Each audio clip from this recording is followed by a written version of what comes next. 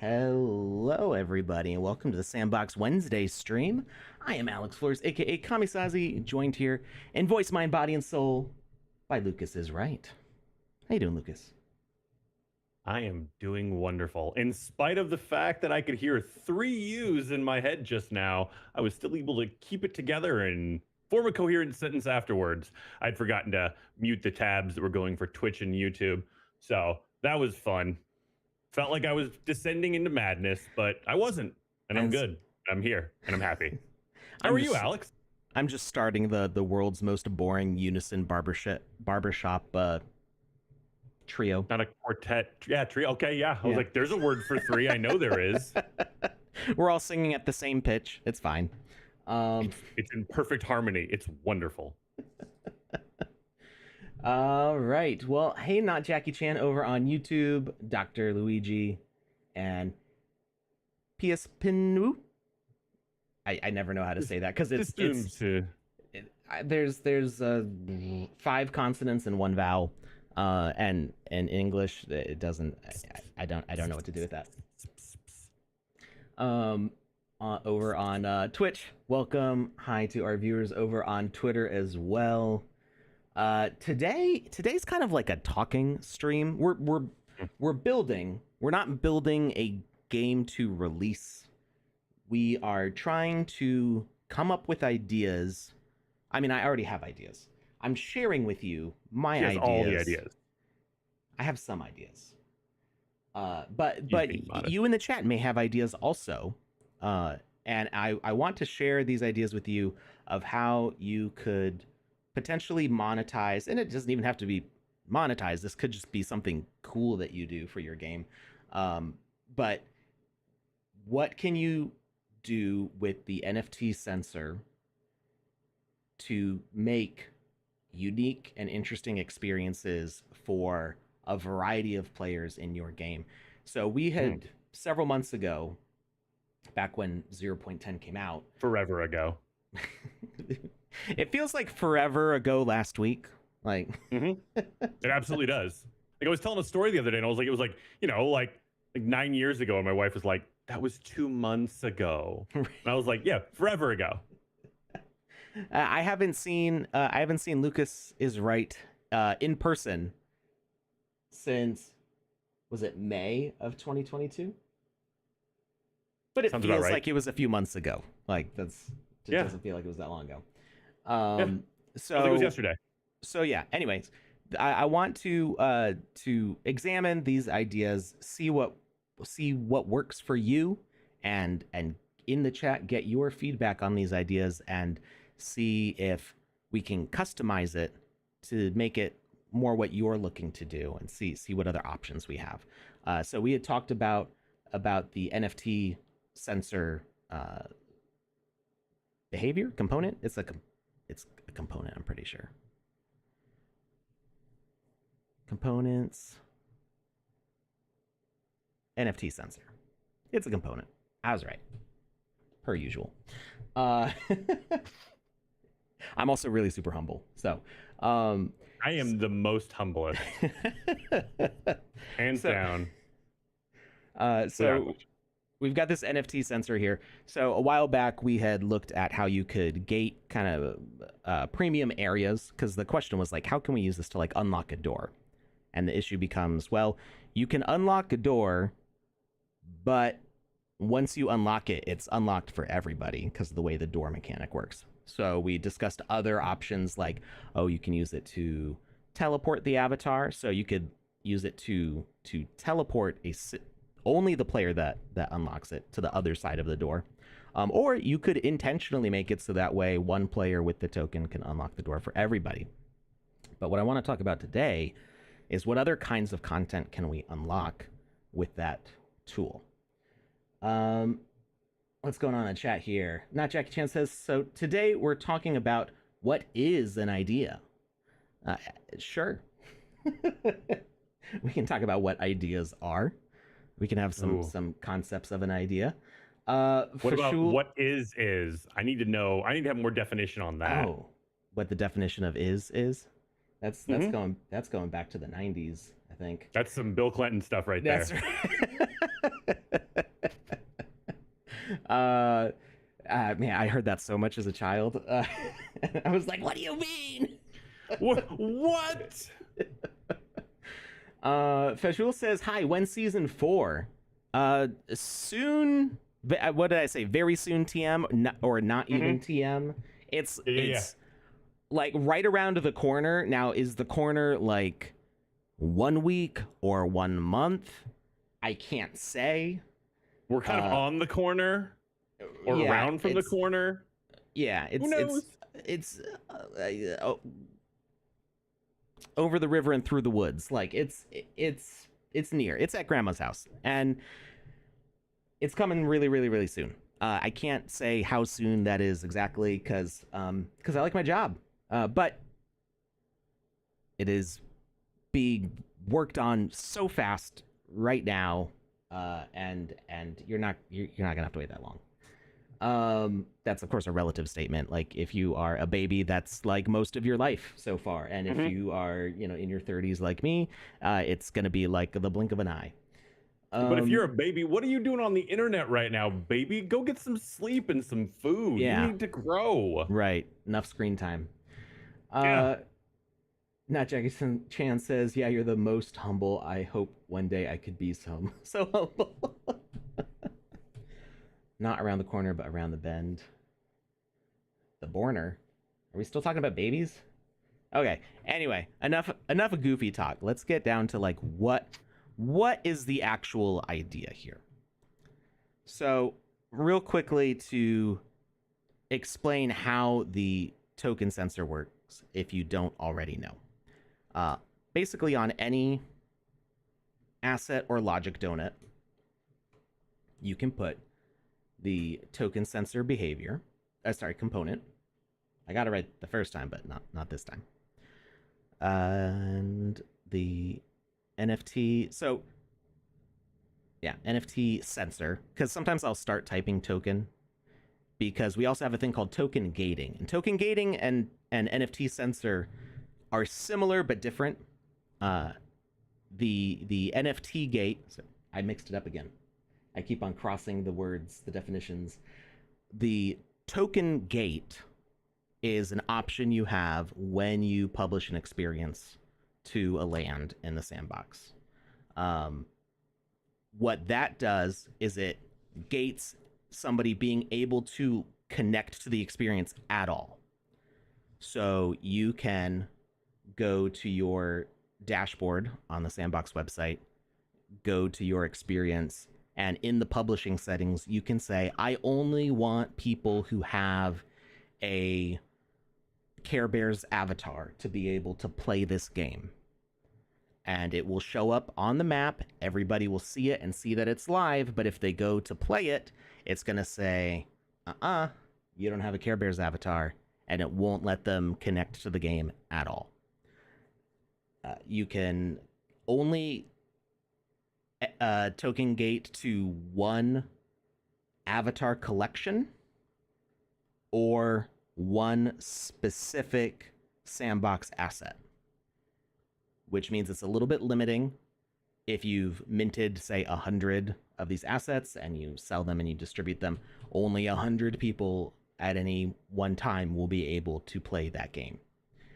So while the avatar option is kind of cool if you want to do, especially like a time-limited event and be like, hey, you got a Playboy Rabbitar or a Playboy Party People, one or the other, and you want to have a party specifically for them in this experience as a 1 week event, you can do that. And that's kind of a cool option for holders of those avatars, where you can kind of create some hype around them playing your game.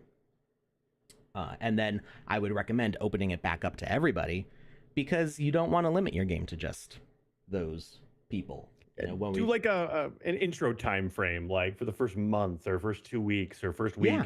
You guys alpha get access an advantage. Alpha access. Stuff like that. That's a great idea, but don't make it that way forever.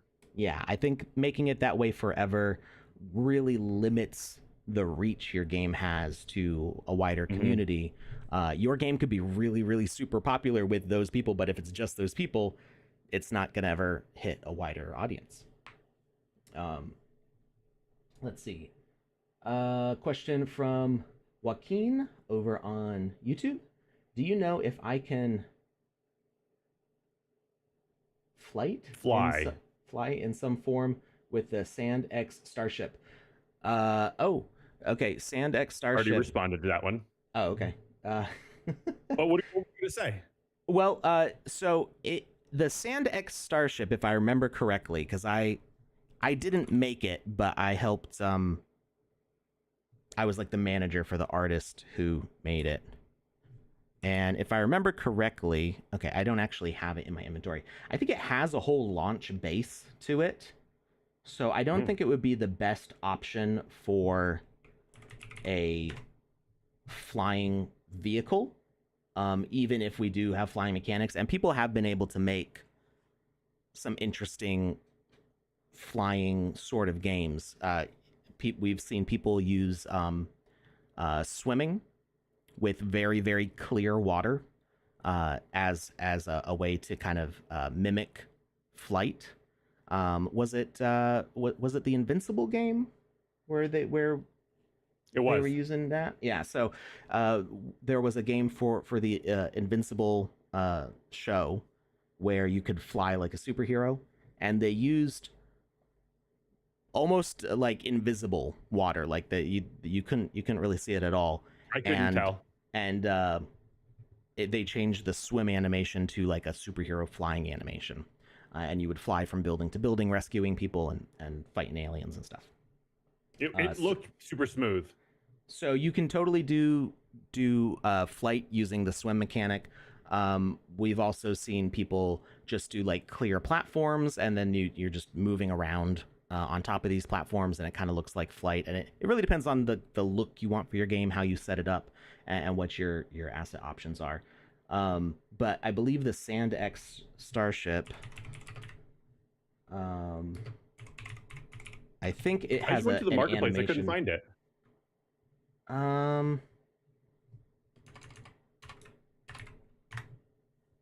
Yeah, I don't see it either. It's an older one. It might show up on OpenSea better. We're still updating the search system on the marketplace to better find stuff. SandX Starship. Here we go. Found it. And we can even view website, and this will bring up the Sandbox Marketplace one. So yeah, it's got a whole launch system. I remember this one now. Yeah. So it's basically like a scene.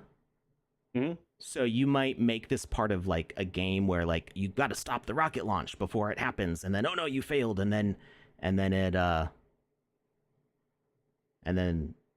like the missile launches or whatever, or the spaceship flies away. Or maybe this is victory. Maybe you're doing a space program simulator where you have to develop your starship, and then the end of the game is you successfully launching the ship.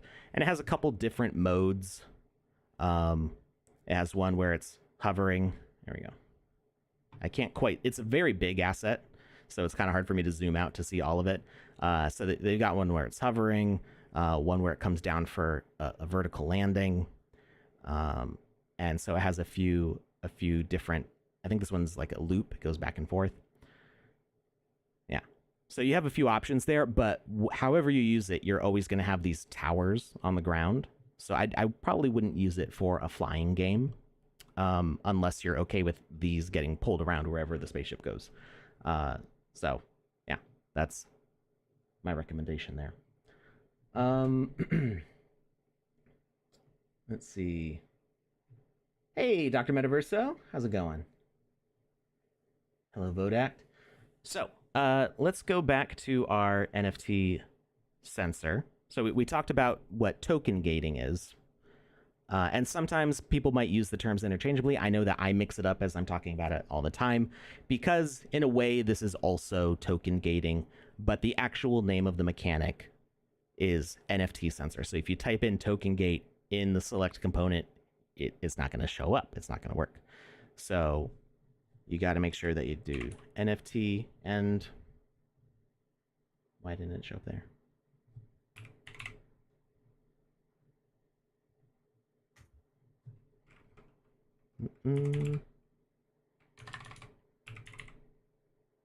Okay, I did type NFT, right? And it said there were no results.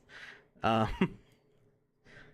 going to have to go back and watch the replay to see what happened there. I could have sworn that I typed NFT and it said no results. But anyway, you type NFT or sensor and it'll show up, hopefully. And we've got our NFT. Oh, I clicked the wrong one. Good grief. I know what I'm doing, I swear. I NFT don't. Sensor. I promise.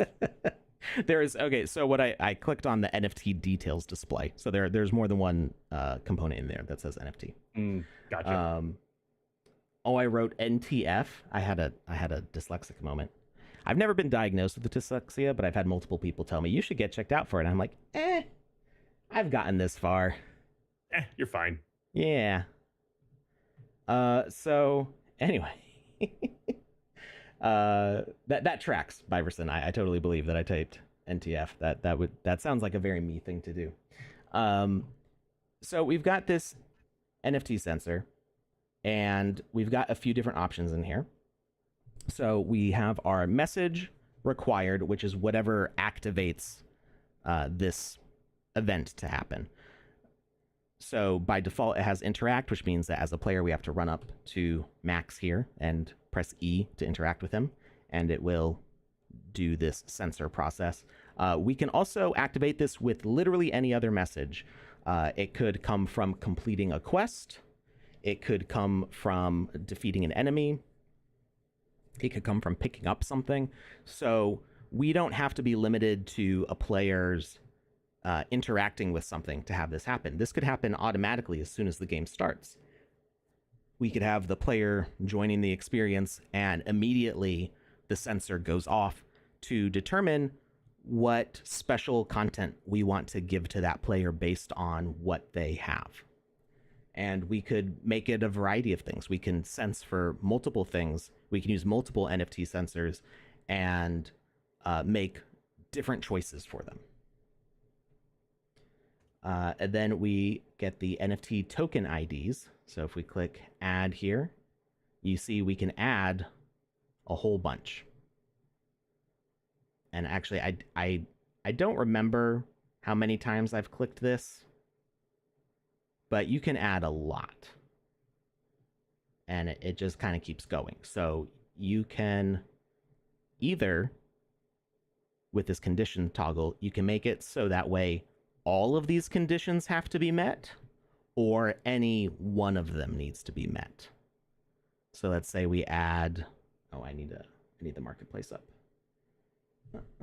Let's grab some items from, I'll grab them from not my inventory, so that way you can see it in action. Because if the NFT sensor works, it kind of runs seamlessly in the background, so you don't actually see what happens. It's better if you can see. It's better if when you test if it's something that you don't have, so that way you can see that it pops up correctly. Of course, the marketplace is being slow. Here we go. All right, what is something that I definitely don't have? My heart. That's a lie. You got it. I was like, that sounds like a lie. That's a lie. Let's see. I don't know if I have any of these Isle Adventure Collection things. There's some of these are super cute. I remember that I wanted these, but do I actually have any of them?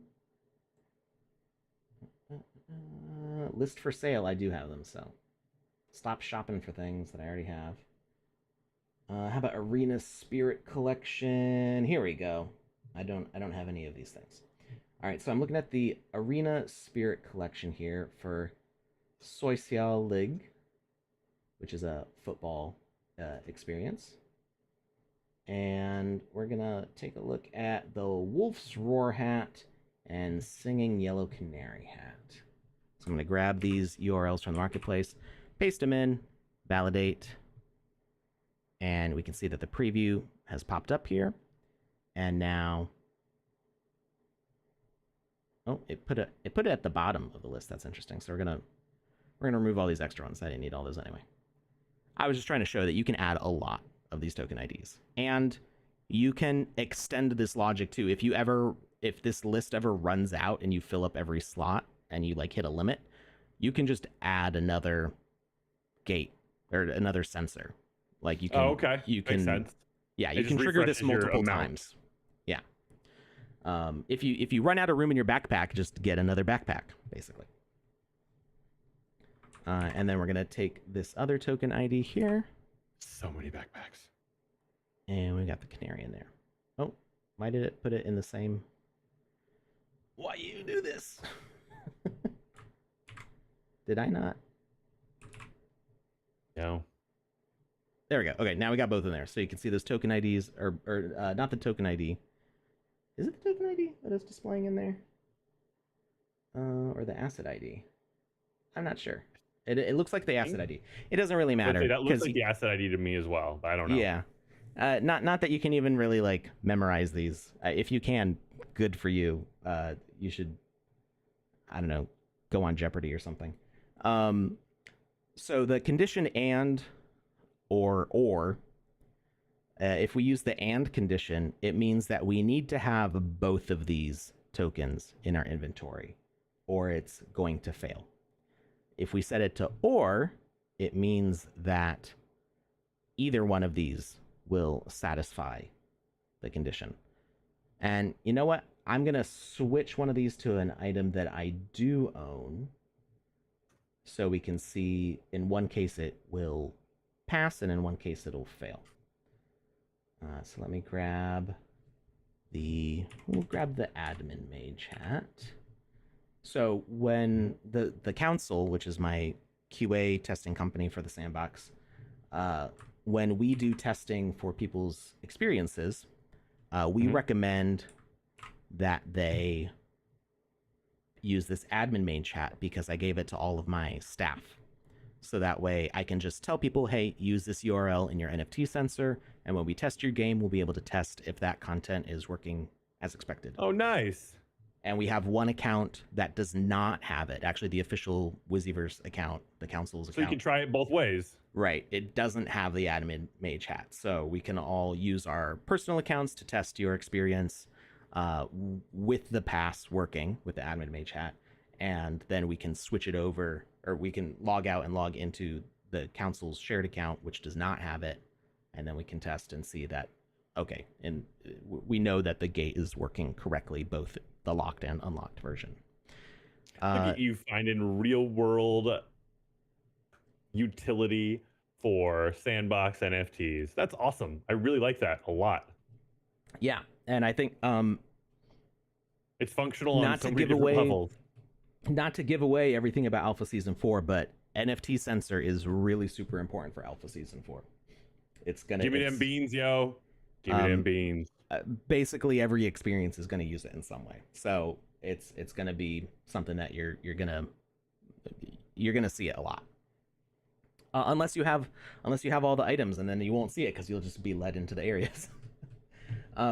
So let's see. We've got the and condition set, success message. We're gonna add a little speech bubble. We're going to do speaker component. And we're going to make that bubble not so giant here. And we're going to speak condition, wait for message, and this success message will just make him shout success.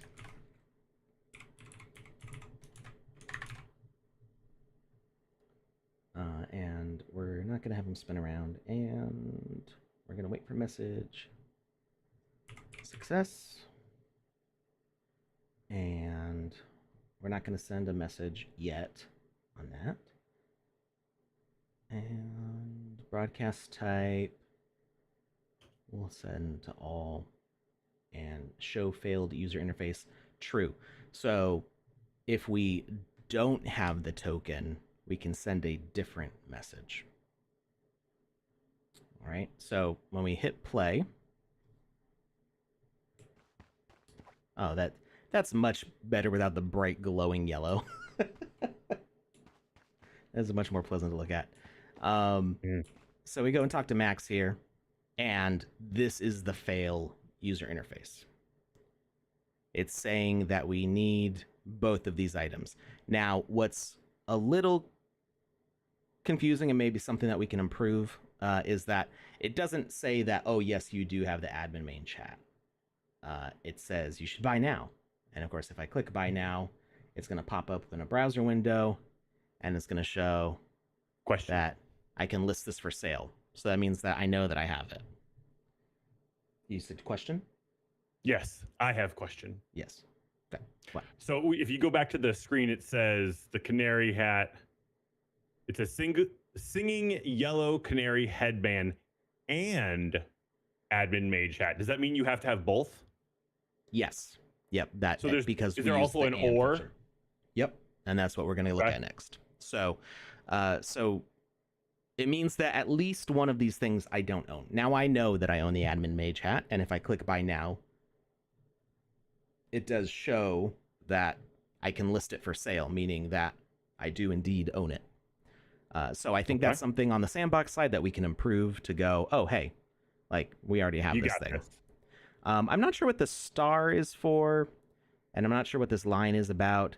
I think there's some future plans for how this looks. And I feel like it used to show a thumbnail here of the item. Maybe it does on the game client and it just doesn't do it in the game maker. I'm not sure about that part. I think that the star is for a picture, but I could be mistaken. Maybe. Like you're saying thumbnail, picture, same thing. Mm-hmm. So if we click buy now on the headband, I know that I don't own this one, and this is the reason why I'm getting gated here. Now, you could see, check on OpenSea. If there were any available for sale on the Sandbox, it would also show up there. So you could buy this right now, and they say blockchain transactions may take up to 10 minutes to be updated. Please be patient. And I think, I don't know if this screen updates automatically after a few minutes. There's this continue button, but we can exit here. So we could go and buy that item, come back, and try the interaction again. So something to keep in mind if you are trying to make any of these NFT sensor interactions, you want to make sure that the players can return to them. Because I know that I am not a super patient player. I may be patient with people in real life as I interact with them. I've got little kids. You got to be patient. But when it comes to a game, if the game goes, sit on the screen for 10 minutes and then come back. I mean, yeah, you could take that as a commercial break, go to the bathroom, grab a snack. I will not do that. Go for a jog. But that's not what I want to do when I'm in the middle of playing a game. I want to get back to playing the game. So it's good to make sure that you don't get stuck in a loop where it keeps forcing this menu on the player, because you could do that. You could have it just keep popping up, and that would be super annoying. Or what I did encounter one time is somebody had set up the sensor, and then you couldn't go back and talk to the person again. It just asked them this once, and then if it failed, it failed. So you want to make sure that if somebody exerts the effort and the money to buy your token, your NFT, to play the game that you made, you want to respect their convenience as your customer and go, hey, you can come right back and try this. Because I know I'd be super annoyed if I played 30 minutes through a game, then got to a premium section of the game and went, oh, well, yeah, I want to keep playing. I buy the thing, and then it locked me out, and I'd have to start over again. I'd be super mad.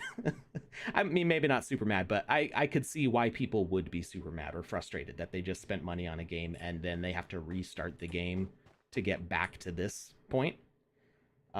Or if there was nothing else to do and then they're just waiting for 10 minutes. So it's good to have some other activities that are maybe like repeatable activities, whether it's like a little parkour course or something. Give players something to do while they're waiting for their token to process. Hopefully, in the future, that's something that would be faster, but we'll have to see how that develops. That's part of that's maybe like some on kind of mini game. Yeah. Have some sort of mini game, and honestly, you could set that up as part of your failure message. So we've got a failure message here. Mm-hmm. You can have things happen because somebody doesn't own a token. So whether that means you branch the game out and go, hey, you have this NFT, go and fight the big final special boss, or you don't have it, what are you even doing here? Here's a mini game that you can go and play that activates just because you don't have the thing. So maybe you went and bought it and you can come back and then fight the big special boss, but here's a special waiting area for you to go do something else. So you can totally set that up by using the failure message. Not Jackie Chan points out that Builder Challenge Week 7 and 8 rewards are now available to claim. So if you participated in the Builders Challenge, make sure you go grab your sand. Go get that money.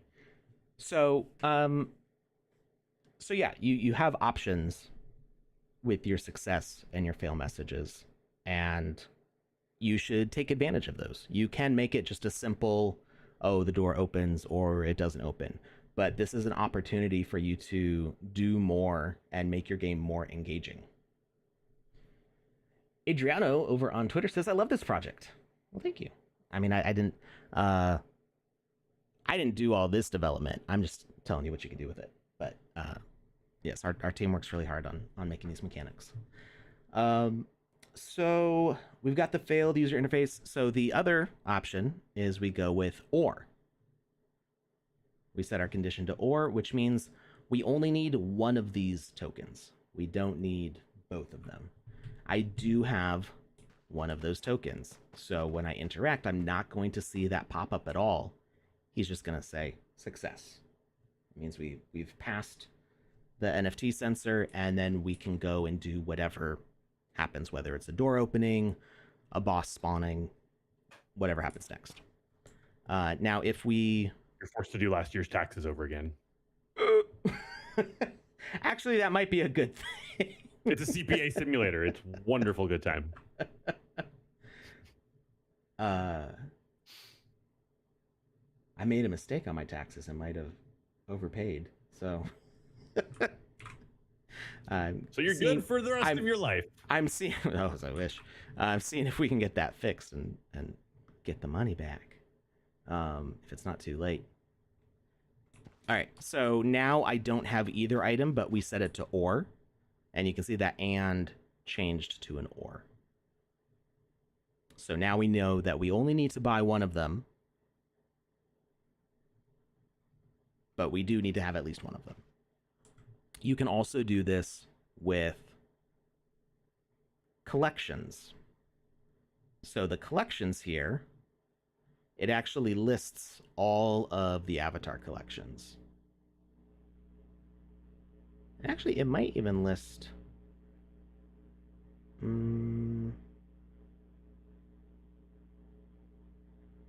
think some of these are...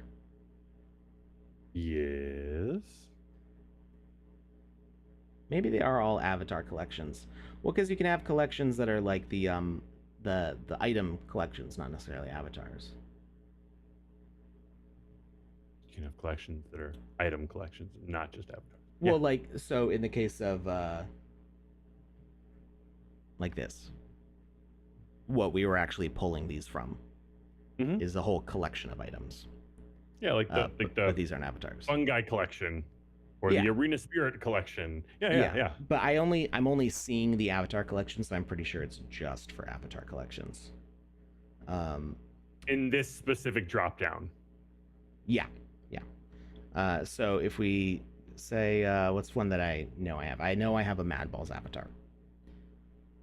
So we have the ore option set, and we have the Mad Balls avatar collection set. So I should still pass it because I have a Mad Balls avatar. However, oh, it does still pass. So I think there was a point, and maybe it got fixed, where you had to be using the avatar that you owned in order to pass. And I that may have changed. That would be something worth experimenting for, I think. Let's set it to and. It's probably not going to show. Yeah, so it's still saying Mad Balls by now. But I think sorry. And you'll see that there's like this gray box here because it's grouping these together as not avatars. Oh, that's what the star means. The star means it's an item versus a little person. That means it's an avatar. So let's see what happens if we add another. Way off. Let's see if we add another avatar collection. Let's add Jab We Met. That's something that I don't have.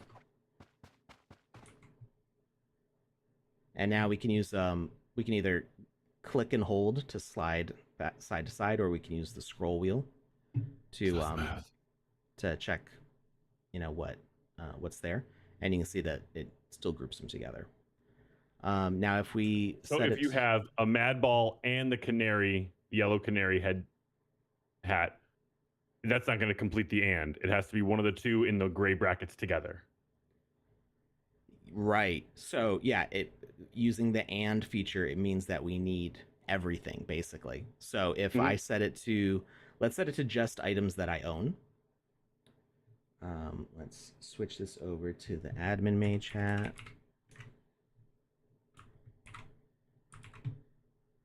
Validate, continue, and let's set it to, we're going to take the Mad Balls off there. So this is Jab We Met, which I don't have. It pops up. And let's see. Let's add the canary back in.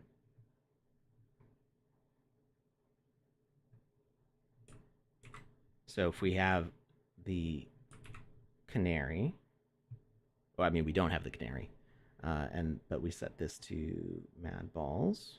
If I can find him again.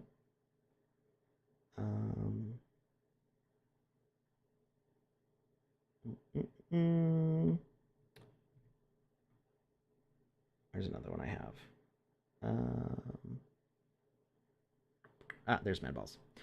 So I have it set to an NFT token ID that I do have, one that I don't have, and a avatar that I do have. I don't think it'll pass because I still need that second NFT. Yeah. So this is the only item I don't have, but I need to have all three things. Even though the admin mage hat and singing yellow canary hat are in like that like gray box together. Right. It's still an and. I need both of these. I know. Okay. Yeah. So you need all three of those to get in. You wouldn't be able to set this up so it's just the two on the left. Right. Okay. I thought they were grouped together because of the gray box that was around the two on the left. I thought those were in a category of their own. So if we expanded this interface with more options, like we don't have the, this could be improved upon to like do an or for the NFT token IDs and an or for the avatars, and then an and or for all of it. But you only have the one condition and or. So you either need everything that's listed here or just one thing that's listed here between all of these things. Gotcha. So you could say item A or item B or item C or item D. But if you use and, then it's all 4 items. Gotcha. So with the kind of funny thing with the avatar collection sensor is that, like I said before, it was not checking to see if I owned it. It was checking to see if I actually was using it. If you set a collection with and for multiple avatar collections, there was absolutely no way to pass the sensor because you needed to be wearing both avatars at the same time. So I think that's fixed in this case now, because not if we use and or no, it should work because I do own both. I'm just not wearing them. So let's find. I have an Agorian, and we're gonna take off. I think it was this one. Was the Canary? It should pass now because I own both avatars and the hat. Success. Cool. All right. So yeah, that should work now. So yeah, just the thing to keep in mind: if you use and, no matter how many NFT token IDs and how many avatar collections you set, a player needs to own all of those things. So in the case of people who like Wizzyverse stuff and they're collecting Wizzyverse things, I could say that anybody who owns any Wizzyverse hat can enter the special club, and I can set every single hat in this collection. And anybody who had any one of those hats with the or condition set would be able to get into the special club. But I could also make a more exclusive club. Ooh. And say you need to have a complete hat collection and list all of those Wizzyverse hats and set it to and then only the people who have the full set of hats will be able to get into the super VIP section. Super exclusive VIP hidden ninja lounge. Right. So yeah, that's the power that we have here. And we can use as many of these sensors as we need. So you can set up multiple layers of gating if you need. So like I said, when we use this and or condition, it's true for everything on that list. So if you wanted to gate by having any one hat, but they also have to have a certain avatar, you can't do that with just one NFT sensor. Yeah, you would need multiple. You need 2 NFT sensors and you stack them. So first you would sense, say, for the avatar, and if the message is a success for the avatar, whatever that message is going to be a required message for the next sensor, which checks if they have any one of those hats using the or condition. And then if they are successful in that one, then they can pass to the VIP. If they're not successful, it'll tell them that they need to buy all these other hats. So it's like an airlock. You got to get past the first door to get to the second door. Right. And because you can do these all in sequence, if it's successful, it'll just pass. It'll go up through steps 1, 2, 3, and then they pass. And from the player's perspective, nothing even happened. It just lets them in. But if they don't have the items, it'll stop them on each sensor along the way to let them know what they need. Unfortunately, you can't preemptively know if they don't pass the first sensor, they won't get a warning about the second sensor. So that's where you can have a conversation with an NPC saying, "Hey, you need this and this." And if they say, "Okay, I want to try to get in," because they think they have the things, then it'll let them know if they have it or not. Makes sense. Yeah, and if you find our stream from a few months ago, we've set up a whole bunch of different scenarios with these sensors to kind of get to those results. So what I wanted to look at today is what else can we do with these sensors, and how can we monetize that as game creators? If the point is you want to make games professionally and you want people to play your games and you want people to pay to play your games, how can you integrate this mechanic in a way that is convenient Fun, to the player? engaging, and rewarding. Yeah, and not a frustrating disappointment. Uh, Tedious. and ultimately, how can you team up with other creators to benefit the players in a way that how can you synergize this with other games? Because I think you can. I think you can make something really cool. I was talking to Roxy Miguel the other day, and I had an idea, and that's kind of why I wanted to do this stream. Okay. I'm not gonna talk about what Roxy Miguel's working on because I don't want to. I don't want to reveal his They're secrets. his beans to spill. Yeah, they're Roxy Miguel's beans. But I've got my own beans to plant here and grow a beanstalk. So, my idea. I'll just state the idea, and we can Okay. work out like how that will go as people like digest it mentally. What if you team up with other creators and make a like a work group, and you pool together your catalysts, so you have a whole bunch of common catalysts to mint one specific item all together as a team. A motorcycle just went zipping by the house, sounding like a mosquito in my ear. Didn't hear it at all. It was very loud to me.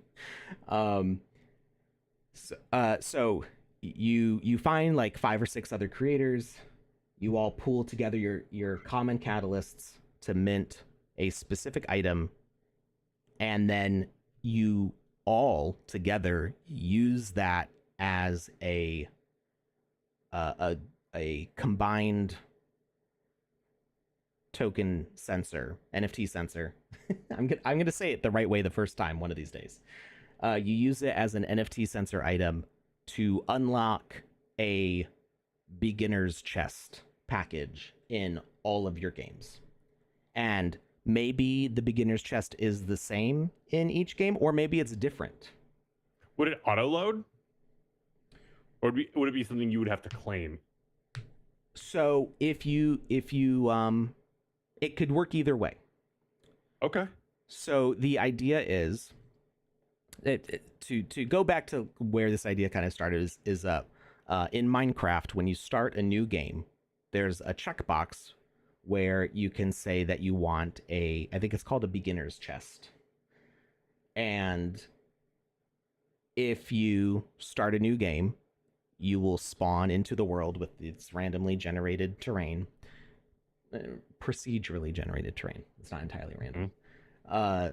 But there will be a chest right in front of you that has like a pickaxe, some food, some torches, like essentials for your first day of survival. So you don't have to go and start punching a tree as your very first task in Minecraft.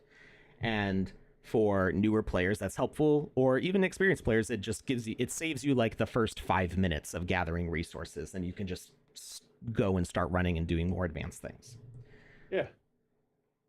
You could do that in multiple games in the sandbox with your team of creators, and the contents of that package could be different based on whatever is relevant to your game, because maybe you have a sci-fi asteroid mining game and somebody else has a pirate battle game, and somebody else has a superhero city rescue game, and somebody else not be more dissimilar.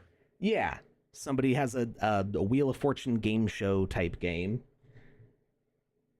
But what you all have in common is that you've all been promoting on your social media, all 6 of your accounts for everybody in your team. You've all been promoting this one specific item for sale, and everybody who's bought that item gets stuff in each of your games. What do you So mean by stuff? And is it only whatever in game whatever or can it be taken out of game? the stuff in the game. So Okay. they've bought, say, a key. They could have bought whatever it doesn't matter what the item is. They could have bought a golden key. They could have bought a treasure chest. They could have bought a pass. Whatever the item is. It could even be a usable item like a helmet.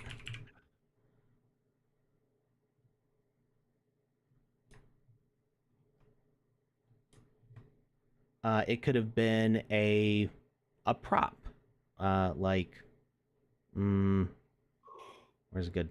Could be a car, right? It could be anything.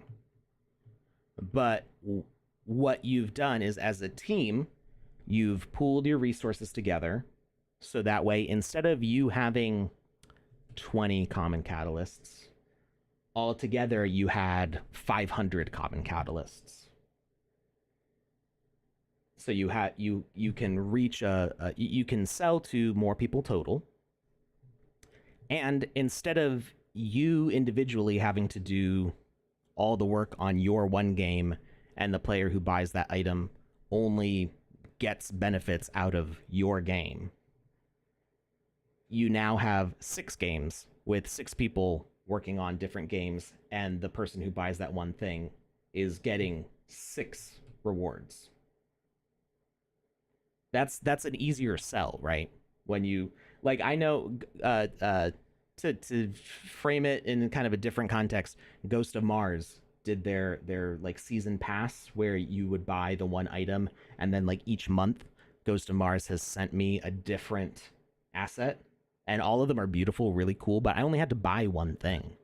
And it was a really easy Awesome. sell for me because, one, Ghost of Mars artwork is awesome. Hey, Ghost of Mars there in the chat on Twitch.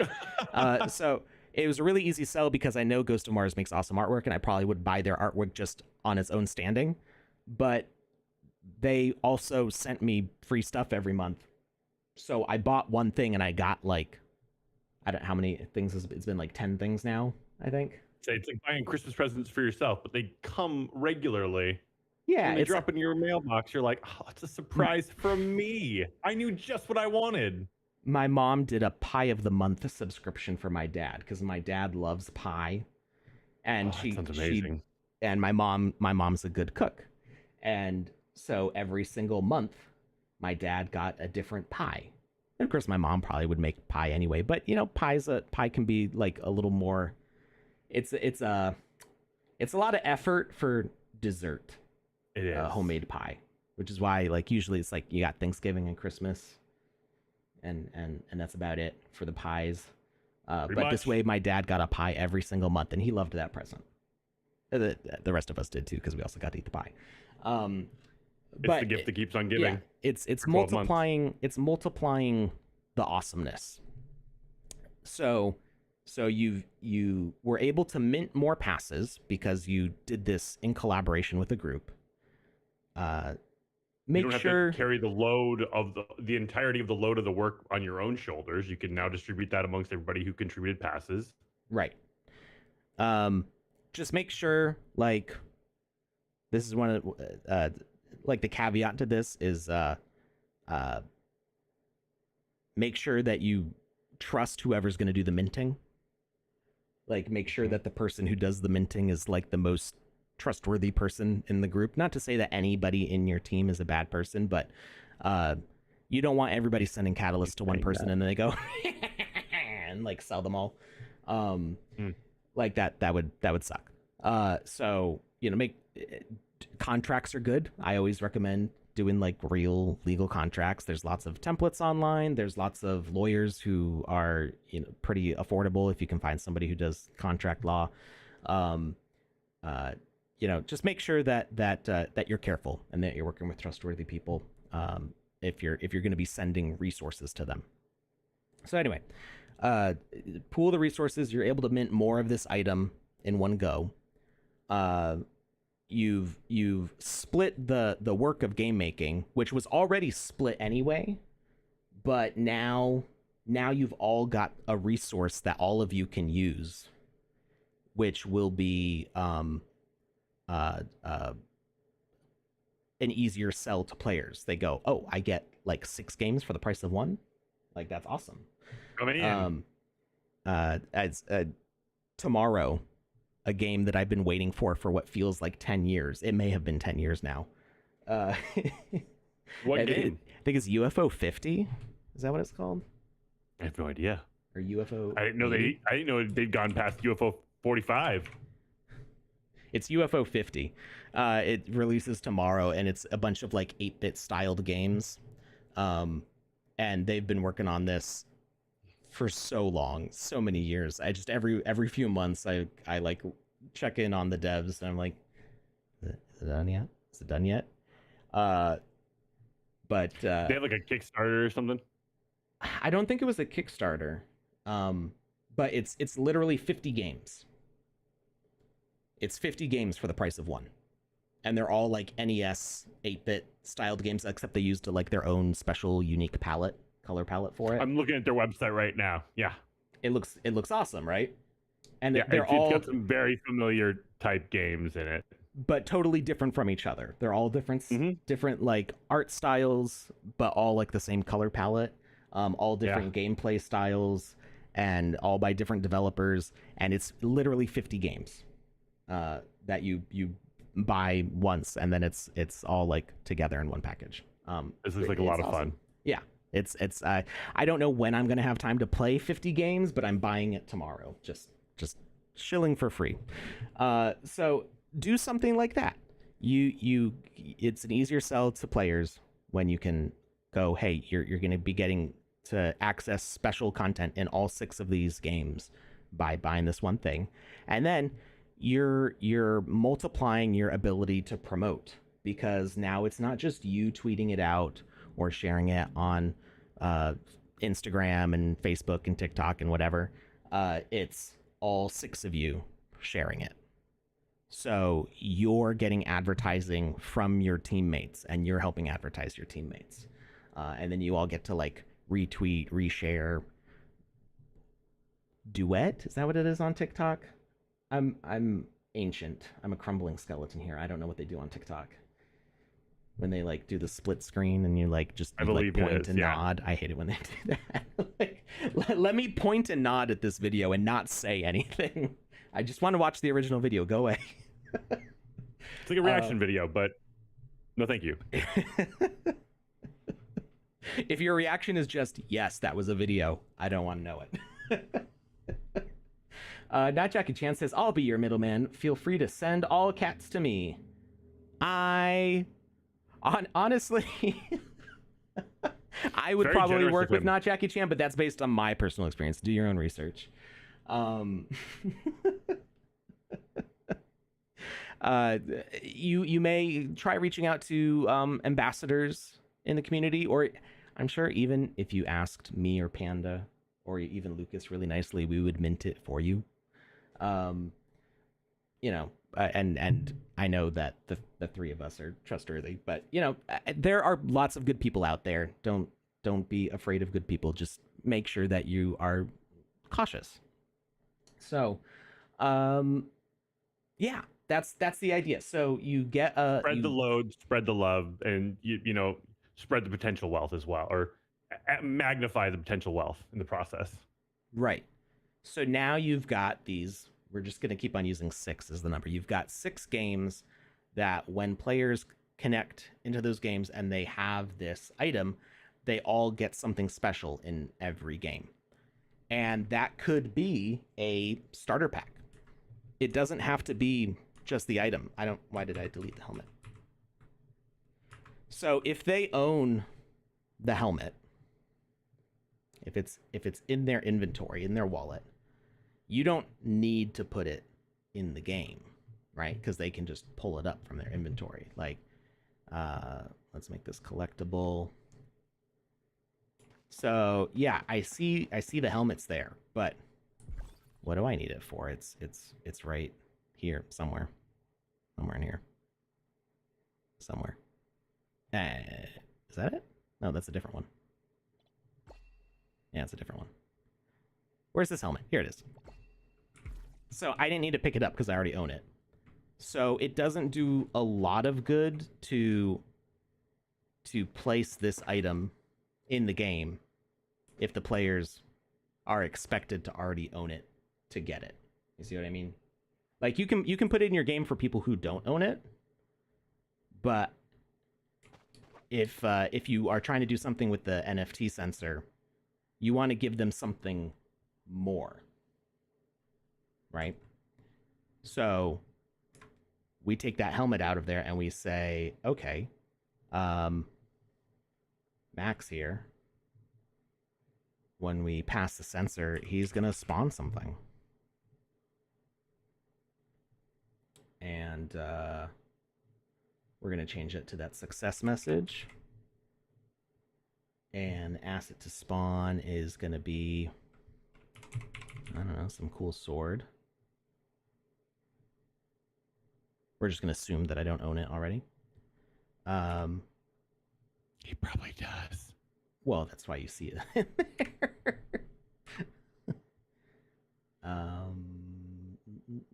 Components. I feel like Alex owns all the swords. I own a lot of the swords. Sword. All right, and we made this. We're gonna do collections and find mad balls again. Here we go. All right, so now when we interact with Max, he spawns the sword. Now we can pick that up and use it. So there are lots of things that we can do with this. Let's see, we've got stuff in the chat here.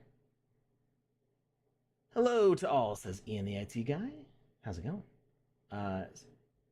Trying to get the hide and seek logic working. Ah, yes. Hide and seek poses interesting challenges in the sandbox when we can see each other's usernames, but if you figure out ways to cover them up, it can be exhilarating. One thing I want to point out really quick is in regards to the hide and seek logic. Ian, the IT guy, I'm not sure if you're currently watching, but I know Cyber Dragon has been doing a series of episodes regarding hide and seek logic. So if you haven't already done so, check those out. I feel like this last stream, at least I only caught the beginning of it, but the last stream he said was the last stream for that series. So I believe he finally rounded that out. So check that out if you haven't already. Back to you, Alex. Do you happen to have the Twitch schedule up to know when he's streaming? I don't have it up, but I can pull it up right now. Well, and Ian and IT guys on Twitch. So if you're watching us on Twitch, there should be a tab, I think, under the video player that says schedule, and it'll show when we normally stream. I know that the schedule might be changing around some. I know that I'm planning on meeting with Panda tomorrow to discuss some scheduling changes, and that Cyber Dragon's stream time may change slightly because of that also. But these also all get saved to Twitch and YouTube automatically. I don't know if Twitter saves the video for watching it afterwards. I think it does for some amount of time. I don't know if they stay up there forever. But on Twitch, the videos stick around for about 2 weeks. And on YouTube, they stay forever. Hey, Roxy Miguel, we were talking about you a little bit. Only bad things, no worries. So I think what happens on Twitter, so I'm pulling up, I'm back at September 4th right now.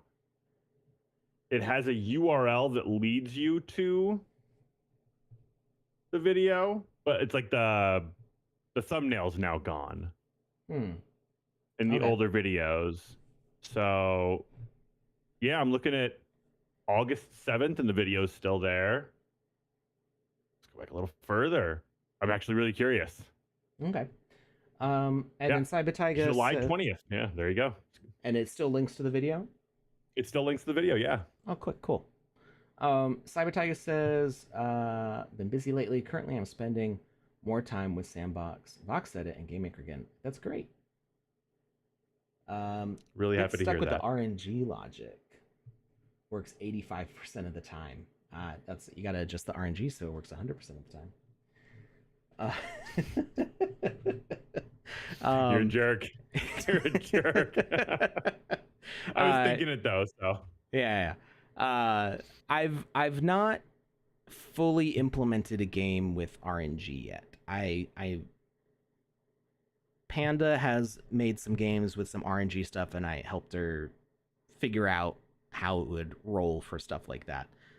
So I think I have a good grip on how that works, but I've you know I need to actually put it into practice, which I plan on doing. I have plans.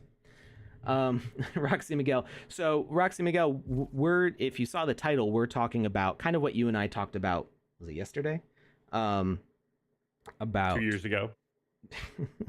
about giving players packages of stuff if they have a NFT in their inventory.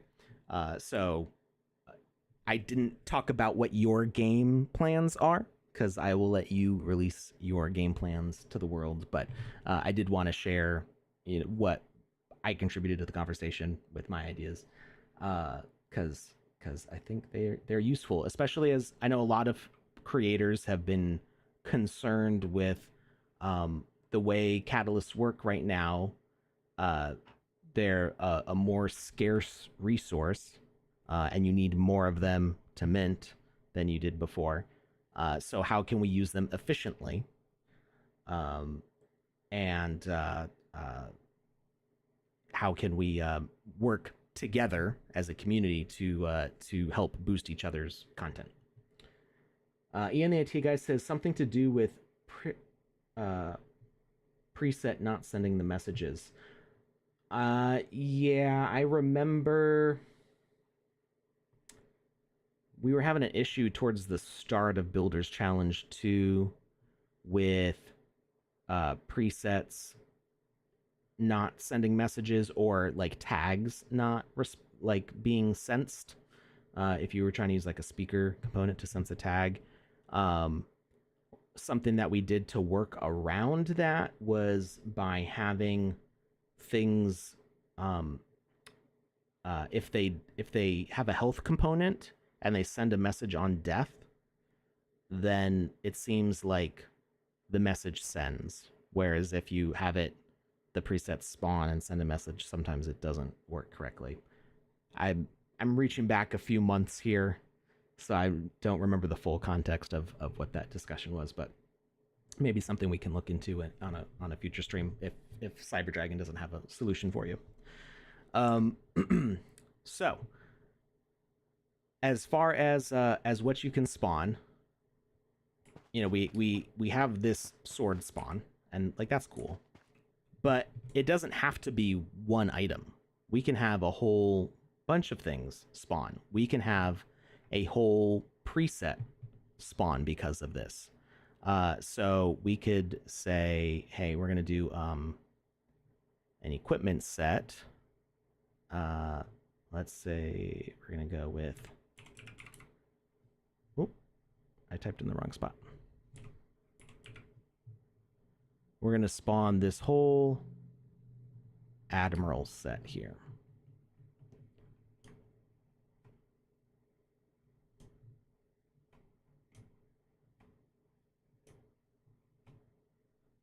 And I think it was Cutlass, right? Yep. Didn't realize I was muted. I was gonna say if you have a whole Admiral set, you should also have like a display dummy, like they have in like department stores, so you can like place it all on that one thing, so that when people see it, it's not just floating there like some ghosty is wearing it or something. I mean, ghosties are fun too. They are. I'm not saying they're not. This isn't disparaging ghosties. I'm just saying. How dare you? A department store display model would be fun. It could be, yeah. Although if you're spawning a bunch of items, just into space, it might also look weird if a if a mannequin is spawning with everything else too. But try make it make sense for your game the way these things appear. They could. They don't actually have to appear in front of the character either. They can be collected with a message. So, I think I'll have to double check. We'll see if that works. That's the whole point of this stream is seeing what works.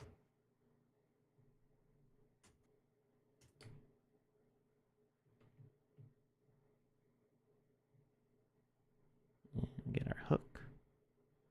So we're just going to make a preset of this whole thing here.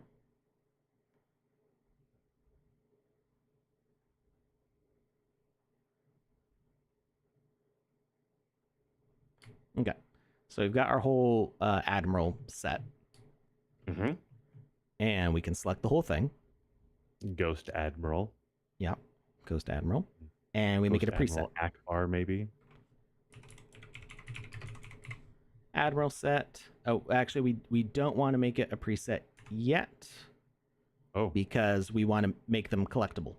We got to add the collectible component. So you add the collectible component first, and then you make them a preset? Yeah, because the preset is like it saves whatever you did. Oh, gotcha. Yeah. So if you make changes to it, you need to update the preset, because the preset doesn't update when you change the item. Gotcha. So yeah, collect action is collision. So we can actually make this a message. Interact, and we set a tag. So what's kind of hidden is like you can force interact to be sent as a message without the player actually interacting with anything. You can have the word interact sent as a message, and we can send it specifically to a tag. We'll say equips. So these items will just pop into the player's inventory. So me setting all this up nice and neatly to make this mannequin, this invisible mannequin, wasted effort, because we're not even going to see it. we're gonna hide. Yeah, I know. But what's going to be cool is like it's just the items are just going to pop in our inventory automatically. Okay. So let's see. We got that. So we put equips as a tag on all of them. We're using the interact collection there. We're doing this as a single player game, so it doesn't matter if it's global or not. And that's that. So let's make this preset. And why did I do that? Create new. Admiral set. And now we can delete it. And let's go back to Max here. Message required. Success. It's going to use preset.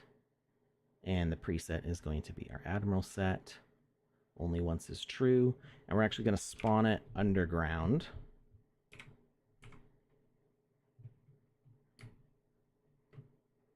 Actually, honestly, you don't even have to spawn it, but you could spawn it. I like if it spawns it. You like if it spawns? Okay, so we'll make it visible. We'll make it visible. So we can pick it up. We'll do both options. See them both in action. Yeah, we'll see how both of these work. Let's go to our presets. So I'm going to change this to interact. Or not interact, into collision. Collision. And then we're going to update our preset. So now we have to interact with them. And let's see. I think that's all we need there. So we already have the item in our inventory. He's going to say success. And okay, they kind of spawned in the ground because of the way I offset it, but it's fine. Now It's like we've a picked pile up of all clothing those. there. Yeah, it's just a pile of clothing. Actually, you could do that. Let's see. Reset. We could make it. This will probably explode. Oh, I'm absolutely down for that. You make it collisions plus gravity, and they're all going to go flying because some of them are intersecting with each other. Who knows how far they'll go. We like making things explode. Is just going to yeet it across the screen, and then you got to run to find it. Yep. All right. So now we go and interact.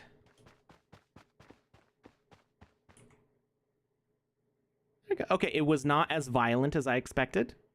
Can we make it more violent on purpose? Probably, but I mean that was a pleasant little drop there to a pile. But you know, to satisfy Lucas's craving for destruction. Thank you. Yeah, we just make all of these items intersect here. Ooh. And it should get a little more pop. We're actually going to say this is a new preset just because it's all jumbled.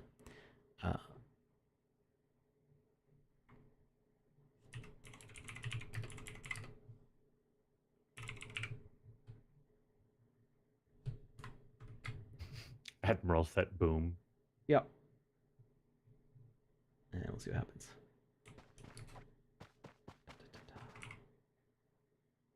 It wasn't super spectacular, although that hat and boots. Oh, there it goes. The hat got stuck between the belt and the boots and then ejected. It was just like pop. I had to teach my 9-year-old, almost 9-year-old, a few more days. She's 9. What eject means today, because she was trying to use. She's never seen a VHS player. She probably has not seen a VHS. She has definitely seen a DVD/Blu-ray player, and CD players, but she's never had to operate them. And most of her video game experience is on the Switch, which it just has a manual card. You push on it and it pops out. It doesn't have like an ejection tray. She was trying to use a little handheld vacuum cleaner, and she was like, "I don't know what these buttons do." And I'm like, "So I got to teach her what a 0 and 1 mean, or an O and a line on a power switch means." And then she's like, "This button?" I'm like, "No, that's the eject button." She's like, "What's eject?" I'm like, "Okay, well, let's explain that." Because you really don't want to hit eject on a vacuum cleaner, unless you're prepared to deal with the consequences of it. Fun way of putting it. All right, some stuff in the chat. Ian Antiga says, "Don't understand why RNG just rolls 8 if your number 1 should have roll 1 and then to another number like 4, and then it will roll a 4." Yeah, I didn't understand that one, so I was going to wait for you on that. I'm sorry, Ian. I am not following. If it rolls 8, if you're...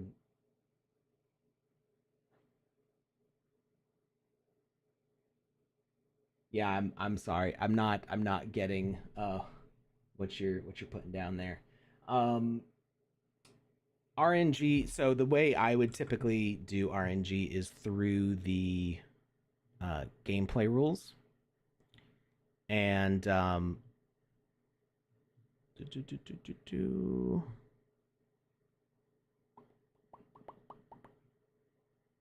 let's see.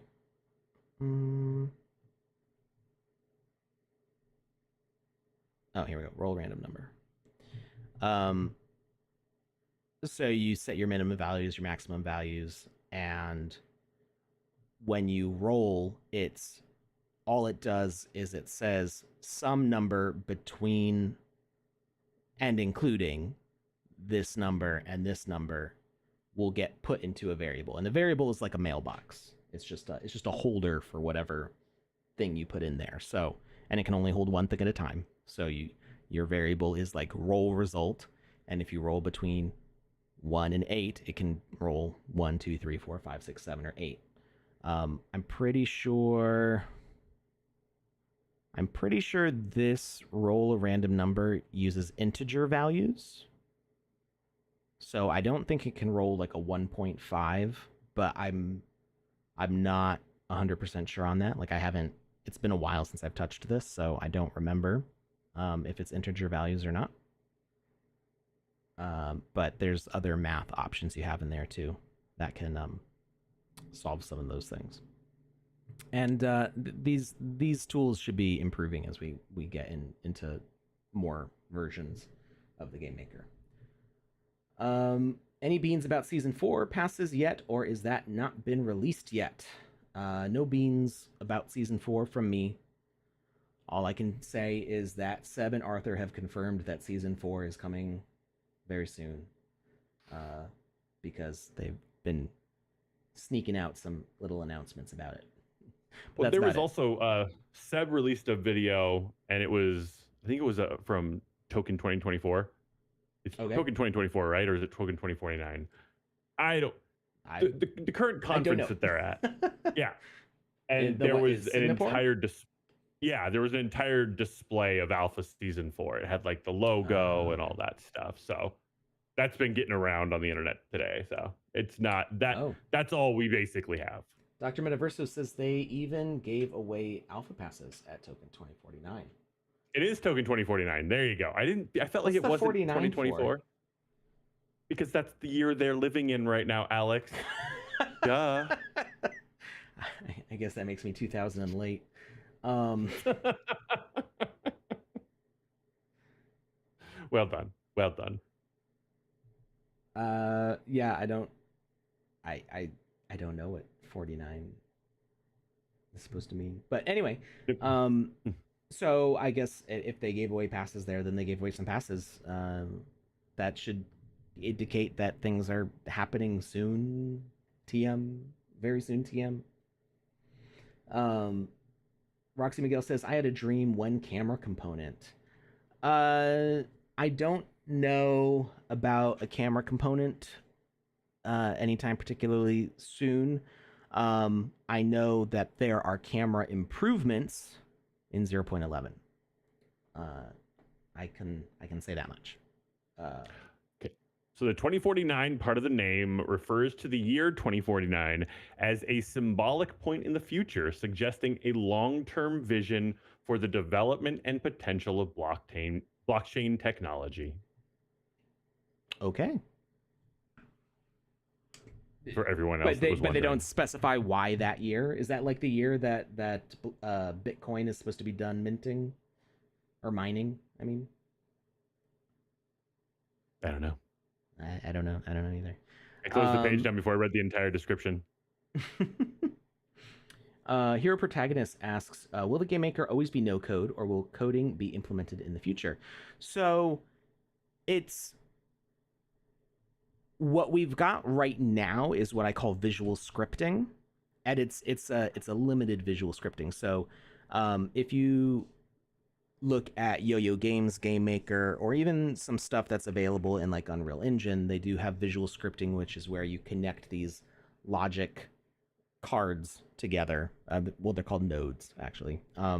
So you have you might have like a math node, and you connect like little wires to other nodes where things go. So you roll a random number, and then this thing happens, and this thing happens, and then this thing happens. They all connect. Which in a way is sort of what we've done in game with messages, where Max sends a message to another object, to another object, to another object, and then we have a more visual representation in the gameplay with the rule system.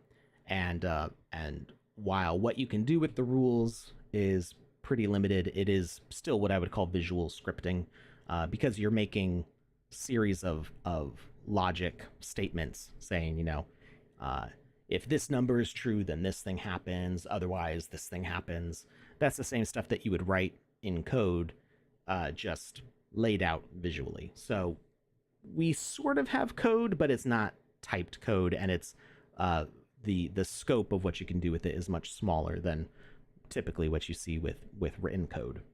Um, I don't know if we will ever have full written scripting. It's not currently like on the horizon. It might be past the horizon somewhere. Um, and we've talked about this in previous years about the roadmap for the game maker and like what we expect. So the rules as visual scripting is something that actually came sooner than I expected. I was not expecting us to have a feature this advanced at this stage. I was expecting this maybe in like another year or two, but I was very pleasantly surprised when it's like, bam, this is here. I'm like, sweet. I was pretty surprised when this rolled out too. We can do so much more with this. Like, this is way more advanced than what I was looking forward to. But I'm not complaining at all. This is great. And like I said, in future updates, it's going to be improving even more. So, as far as scripting, like coding, I don't think that the game maker itself, and this is me kind of theorizing because, like I said, I haven't seen on the horizon scripting as a thing, but if based on what I know, I don't really see written code being super beneficial in the game maker because the game maker is really kind of a shell over Unity. So when you're building a game in the game maker, you're really building it in Unity, but with a custom user interface and limited scope features. So we're using specific tools in Unity. If you get full coding, you might as well just be using Unity. So what we've talked about a little bit before, and this is theoretical, is like the long-term future of the sandbox. Like what happens 10 years from now? I would love for the sandbox to still be here. Minecraft's been around for well over 10 years now. It's been like 15. It's going strong. I feel like 2010, right? 2009, something like that. Just about 15 years for Minecraft. And it just keeps getting bigger. 15. Yeah. 2011. So the sandbox, I would love to see it go on that long, but there may come a point where the sandbox as a company has kind of run its course, but players still want to keep doing stuff. And we still have all these NFTs and we have a DAO and we have this community. How can those things keep on going after Seb and Arthur and the development team are ready to move on and do other things? And like, yeah, you could replace management structures and developers and stuff like that, but there is the potential that the sandbox could move to something more open source or slightly open source, where we could start working in Unity and maybe the land map could be updated in a way to support publishing from Unity. So then you could publish really any kind of game. You could make it in the sandbox style, or you could kind of unwrap it more and start using more of Unity's native tools. That's theoretical. Like that's not a specific point on the roadmap. That's something that I've heard Seb talk about a little bit before, and I've talked about a little bit before. And those are cool ideas for the future, but that's like way out there. And we've got a lot of stuff that we want to do now with the tools that we have now and the tools that are on the way. So yeah, I don't see scripting being super useful inside the context of the sandbox's shell over Unity. You would really want to tap directly into Unity, I think, if you're going to use scripting, like full written code. But maybe like I said, I was surprised by the visual scripting tool that we got. with the rules system. Like they call it game rules, but functionally it works like visual scripting. So I was surprised by that. They might surprise me with something different. And the reason I get surprised, even though I work here, is just because I keep to my own stuff, and I try to not constantly bug my coworkers because most of the stuff that they work on I can't even tell you about yet. So there's no point in me like getting that far of a look, because then I'll just be like, all these beans I gotta hold. It's like I can hold a few beans, but I don't want to hold all the beans because it's too many beans, and it's too many beans. If you put too many beans into a single can, it will burst. All right. Ian the IT guy says interoperability with Unity. Yep. Yep, that's what I was thinking. Team Sebga says, I'm trying to build a logic for dominoes. 28 pieces who need to be randomly distributed to 4 players. Have you some advice or some ideas to create it? That sounds like a good question for Cyber Dragon, because I was going to say the same thing. Cyber Dragon's already been working on things like game shows for like 2 years. Like I don't remember when he started the Who Wants to Be a Millionaire stream, but that was feels like a while ago. He's definitely done a lot more work with advanced gameplay logic than I have. So I feel more comfortable recommending you towards what he could suggest than me trying to come up with the idea on the spot, because he may already have ideas for that. I am like personally what I like working on is more adventure and RPG style gameplay. I like running around and doing things, and the interactions with NPCs and enemies, stuff like that. When it comes to like game rules of, dominoes or cards or anything like that, I've never really put a lot of time into thinking about how those things work. It makes my brain itchy.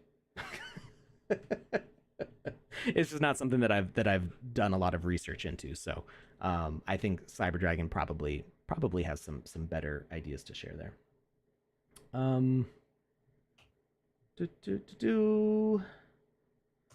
Roxy Miguel says Minecraft is still alive and with Jack Black. I don't think it's. I mean, I like a lot of Jack Black's movies, but I don't think he's the reason Minecraft is still alive. I think Minecraft has done a lot right on its own before Jack Black ever entered the picture. And the Cyber Dragon stream, which is called Logic Lab, is live every Tuesday at 1:30 p.m. UTC. There we go. Dr. Metaverso says there are some in the marketplace right now. So yeah, I that doesn't surprise me. I actually just got asked today by one of our account managers about sending my team some passes so we can do testing. Like I said earlier, we do testing with the admin mage hat, but everybody that we've done testing, like they're not going to leave the admin mage hat as their final logic for the season. They're going to have to switch it over to the passes, and they have to do that once the passes are available to use. So, my team's going to be getting some of those, so that way we can keep doing the testing. It doesn't surprise me that they're actually live. Scrolling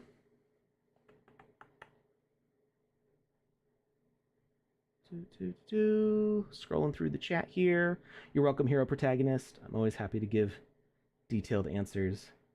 All right, so back to what we were working on. Not the passes, Alex, but beans about season 4, like the keys. I have no beans to share other than it's coming soon. I have not been authorized to say anything specifically. So he ain't gonna. So the things that I'm sharing are things that you could like discover or infer for yourself based on what's public already. Yeah, you found the beans yourself. Yeah, I didn't know about those beans. Those were beans to me, so I have nothing to add to your beans. Maybe a little salt. Ooh, makes everything better. All right. So we were working on collecting these items. So we tried it with picking up the set, but we could also have it spawn directly into the player's inventory. So let's grab our Admiral set, and we're going to change the logic around on it. Select all the pieces. We're going to set the collection action to interact. We've still got the equips tag on it. And let's see. Hey, Lancer, thank you for the raid. How's it going? We're not. So I don't think we'll do the collab thing, because that means that I have to set up audio stuff for it. It gets a little complicated. But welcome everybody. Hope you had a good stream with Lancer over there. And we are figuring out how to different ways to use the NFT sensor in game to provide multiple benefits to players. How can we make something that is really intriguing and exciting for players to make them want to buy your NFT to play your game? Had no idea what the button does. So yeah, so when you I think it says like knock or something on the button. What it does is it opens up a browser window and pipes your audio into my stream, and potentially your video too. Yeah, so we did that with Roxy Miguel once, because we were doing like the fashion show on a stream a while back, and it was a pretty cool setup. But yeah, it's usually like for this show we have like our guests like pre set up, and we do a whole bunch of different things with OBS to get it working. All right. So for those of you who don't know, Lancer does a podcast for the Sandbox DAO stuff. So they will sometimes they've interviewed people like Pepe Hiller from Sandrush to talk about the Magic Palette tool. They've had other people related to the different DAO SIPs interviewed, and they go through and read all the stuff that's in the SIP and talk about what it means, and examine, so that we can be really super informed about what's going on with the DAO. Who is the one that is there? It's what it's supposed to say, but my keyboard went all wonky for a second. Oh, because Roxy Miguel said, "I am the one who knocks." It's a Breaking Bad He reference. said, "Knock, knock." So I said, "Who is the one that is there?" Because, that's how you respond to a knock, knock joke. I am the one that knocks. Lancer says the podcast went well. Derek from 8coin Doll came on and spoke to the financial troubles ApeCoin DAO is having and lessons that the Sandbox DAO can learn from. Okay. It's always good to learn from history. Yeah. Yep, there's a lot of different DAOs out there that have set good examples and bad examples, so there's definitely lots to learn from. All right, so we've got our equipment selected here. We've got the interact for message for the collection. So it's kind of hidden that this is a message. It just says collect action and uses interact. So you might not know that it's sending the interact message, but it does, and we can use that to our advantage. And then we're going to send interact to the equips tag. So let's update our preset. And we can take those off the screen, and then we can change the preset spawner to use the right set. And then we're going to spawn it underground, just so that way we don't see it. And actually, I don't need to use a spawner at all. We can just use a message broadcaster for this stuff.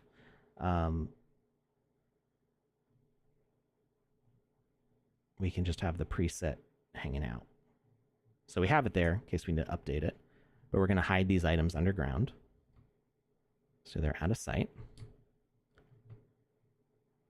And then our success message. I don't believe we can send the success message. Broadcast type to specific tags in range. That is what we want.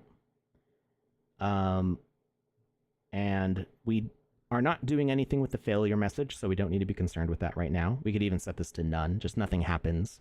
If it fails, it just brings up the failed user interface.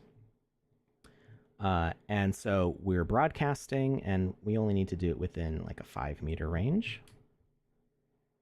So that actually less than that. 3-meter range. That should cover. Remember, it makes a sphere of whatever this ring is. And we're using equips as the tag.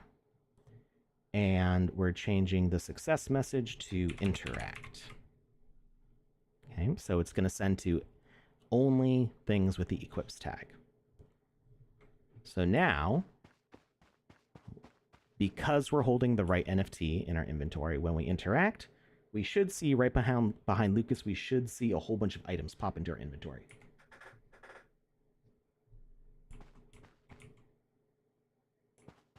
And nothing happened.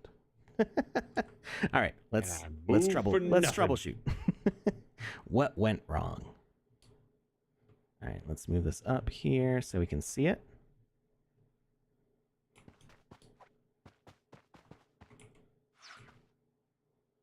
Okay, that did work. Were they just too far away? Or was it not working through the wall, or through the floor, I mean?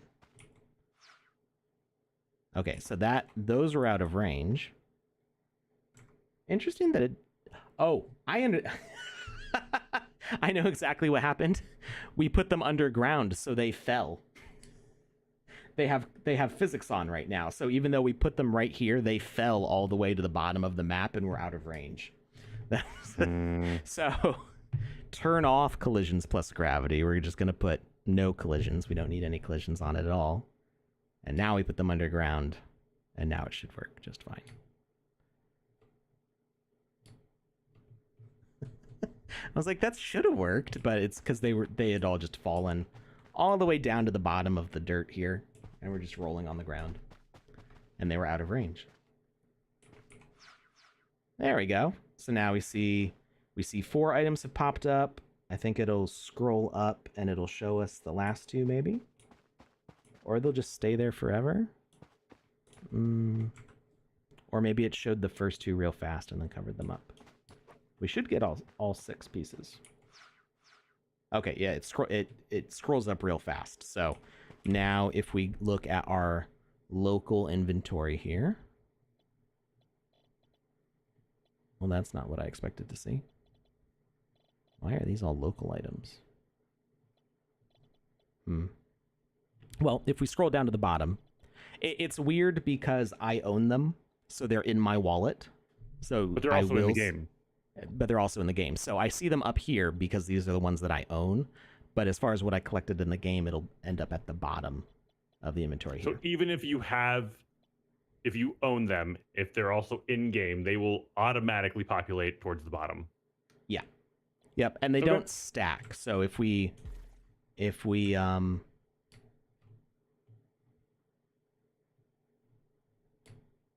can get the camera lined up right here. If we duplicate this set, we'll end up picking it up multiple times. So we got 2 sets there. And I'm pretty sure they won't stack. Yeah, see, it picked up 2 shimmering cutlasses, 2 tactical boatswain hooks. Boatsman's hooks? It's one of those weird nautical terms where you don't say it the way it's spelled. How do you say it? I think it's bosun, but it looks like boatswain. It's actually pronounced bovine. Common misconception. Lucas doesn't know what he's talking about. I only know that it's said bosun or bozeman because my dad was in the Navy, but I don't remember exactly how he said it. So if we look at our inventory, we should have 2 full sets. Yep. 2 gloves, 2 boots, 2 hats, 2 vests. Oh, you fancy. 2 swords and 2 hooks. So, So yeah, you can totally hide these underneath. Now, if you're doing this in a multiplayer game, you want to make sure that everybody who has the thing can pick it up. So, global, only relevant to multiplayer experiences, and this is the tooltip. So you just hover over it; it tells you. True if one instance per experience, false if one instance per player. So if we set it to true, that means only the first player who picks it up will be able to pick it up, and nobody else will be able to get it.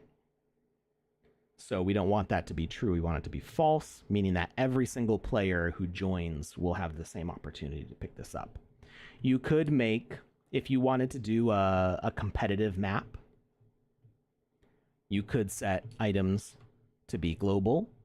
And then it's, if it's like a first person to reach the end of the parkour course gets the trophy, then for that instance, that will prove that that person was the first person to get there. All right, so we've got that item set, and that collection works. And then if we, say, switch the Mad Balls for Jab We Met, I don't have a Jab We Met avatar, so it'll say that I need that. We could also have that failure message have like an asker pop up or something to say, oh, you didn't have the right items. I mean, they can tell that from the user interface popping up. But we could set a whole nother thing to happen. I don't know. Lucas, what should we have happen if we don't have the items? Can we go back to the explosion idea? Maybe. Like you get yeeted? Like, get out of here. You don't meet the dress code. yeah, like Looney Tunes style, like springboard just throws you off into the distance, and you see the little avatar just. Well, we could have. Okay, we could. I mean, we're talking like Forrest Gump style. You can't sit here. It's difficult to we don't really have the ability to fling avatars.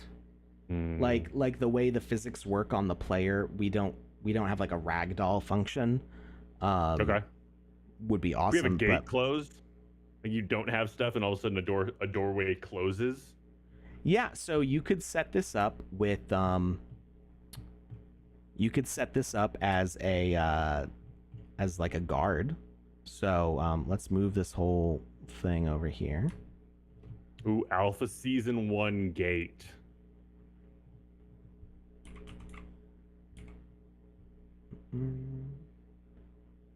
Alpha gate. So that's a good one right there. The thing that you'll want to make sure that players can't just like hop around this. So that would be the difficulty with using a gate, is that you want to make sure your walls are secure. Mm-hmm. Like any gate or any good gate. Yeah.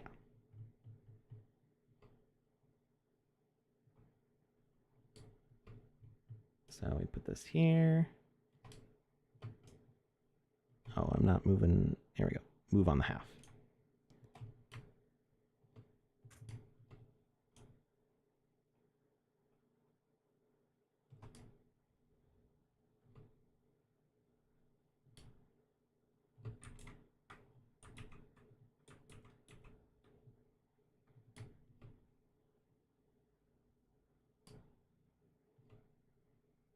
Got to make it pretty.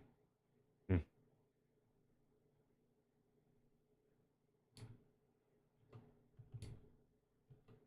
right. That'll work. That'll do, pig. That'll do.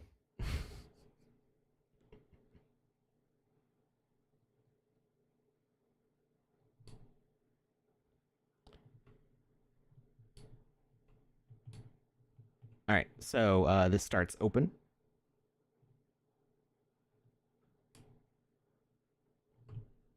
and you want the interaction to happen before the player can get through the gate.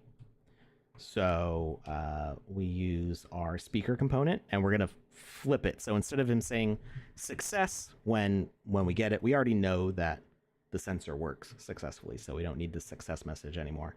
But what we do need is we need to look at target, detect entity, and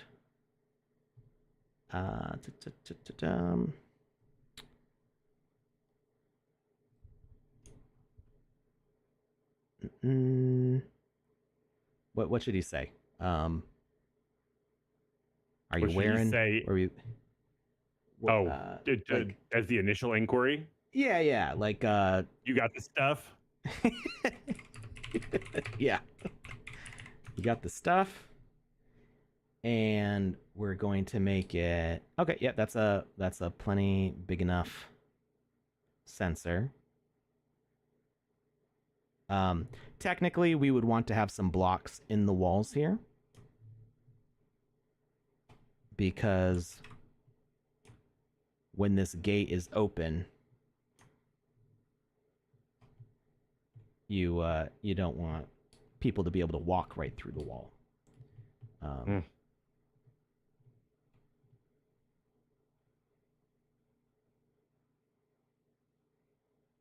It's actually got a lot of there we go. I think that'll work.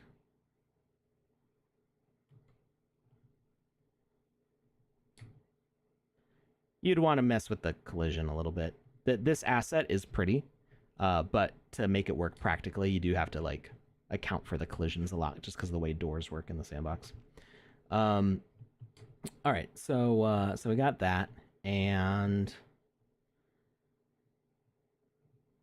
message to close would be failure. And we are going to put equips as the tag because we were using that send to tag. And so that counts for the door too. So our success message is interact, sending to equips tag for the items we have hidden underground here. If I can change the camera, there we go. But then we also need it to send to the door successfully. So we say failure, message to close, opening, closing, and starting state is open. And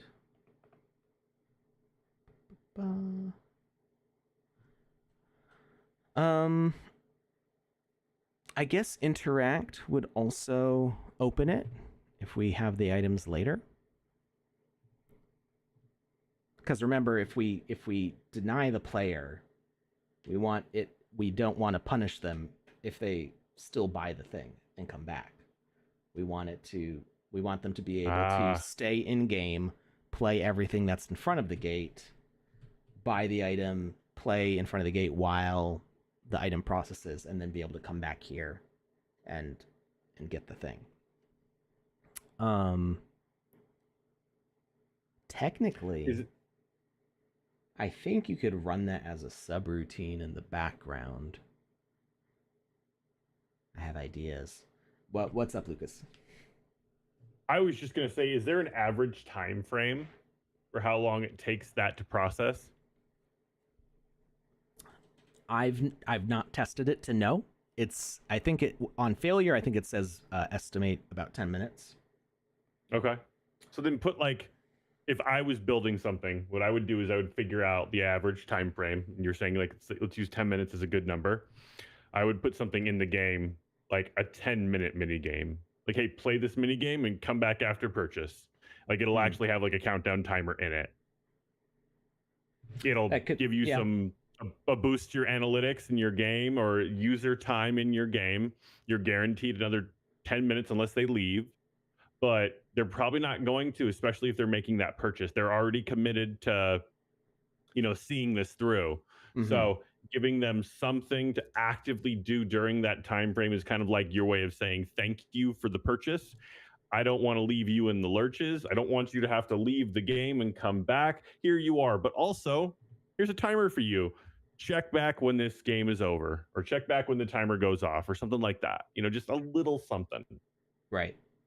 Yeah. And I mean, we can even try this out and see how long it takes. I'm gonna try making the subroutine thing and see if it works.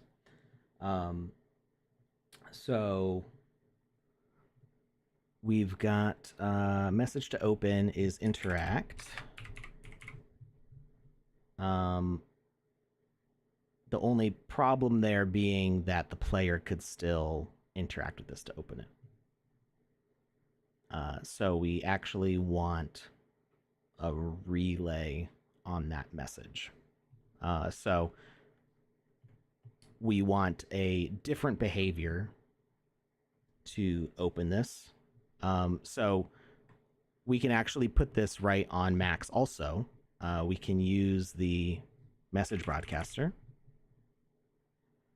And the message to send is, okay, yeah, we can use trigger. And we're going to edit the logic. This trigger message only sends, wait before, it only sends on interact. Yeah, we don't want to put it on Max because when we interact with them, it'll still open the door. So we're going to put it elsewhere. So we're going to take a logic donut.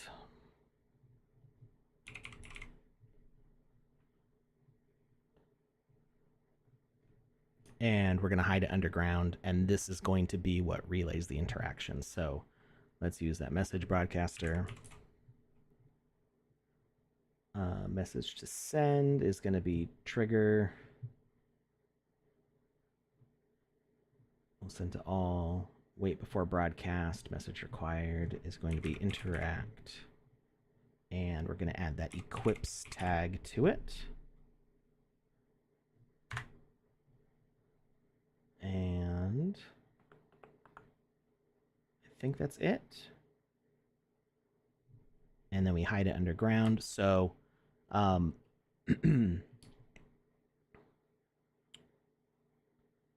this should open the gate after we pick up those items now.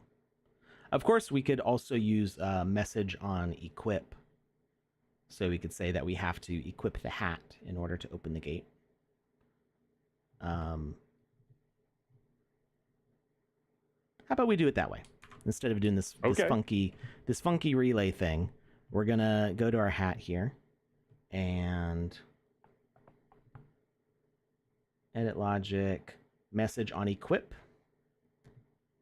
will be trigger. And we don't need that tag anymore. Message to open is trigger. That seems a lot more straightforward. So the gate is open. You got the stuff. It failed. And, oh, we do need the equips tag on there still for the failure. Okay. So, interact. It fails. Maybe he's out. Maybe the door's out of range. Message to close. Failure. Edit logic. Equips. Did we tell him to say? Oh, we didn't put the failure message back. That's why. Because you removed it, it removed the whole chain. Well, he never said. We took the failure message off, so he just never says it. Gotcha. See, now it closes. And now we can't get in. No. We need a jab we met collection item. So now, and actually, I think.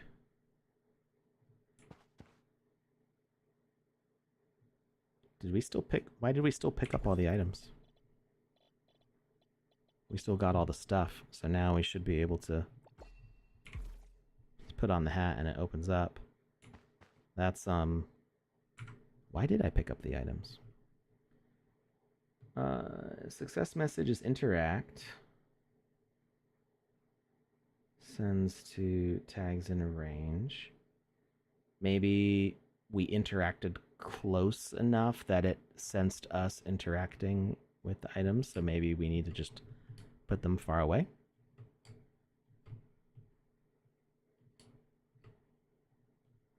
So there's no chance of the game thinking that we're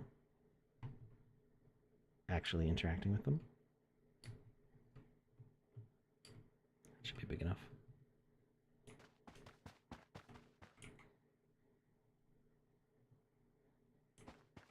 Okay, good. Yeah, they were too close to the surface, so it counted that interaction as us directly interacting with them. So just make sure that you put them far enough away.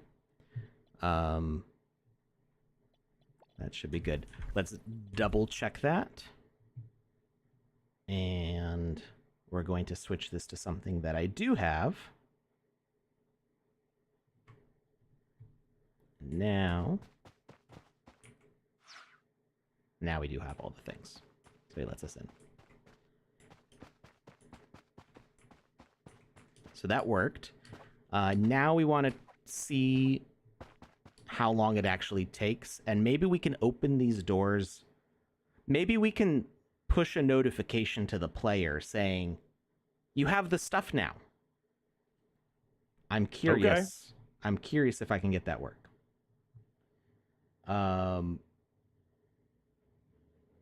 Alex used the default trigger message. It's his fault. I've never had any issues with using trigger. I know some people don't like using it. Triggered. Some people don't like using it, and there are, I think, good reasons to not use it. But when I'm just testing something like this, I use it all the time. Yeah, keep it simple. Yeah, I'm not trying to think of new names for things all the time, because I do that anyway. Can we play this game to have passive income? So I would say that playing something is not passive. So if you're playing the game, then it's not passive income. But you can play the game and earn sand, and depending on what region you live in, you can stake that sand, and then that will give you passive income. That's a very good way of looking at it. I like that. Because playing is an active, you're actively doing something. So there is play to earn in the sandbox. I don't know what events we have live at the moment. Well, we have an events tab, so you can check it out there. I'll drop that in the chat for Dark Joker over on Twitter. Actually, I'd have to go over to Twitter to do that. 1 second. Doing that right meow.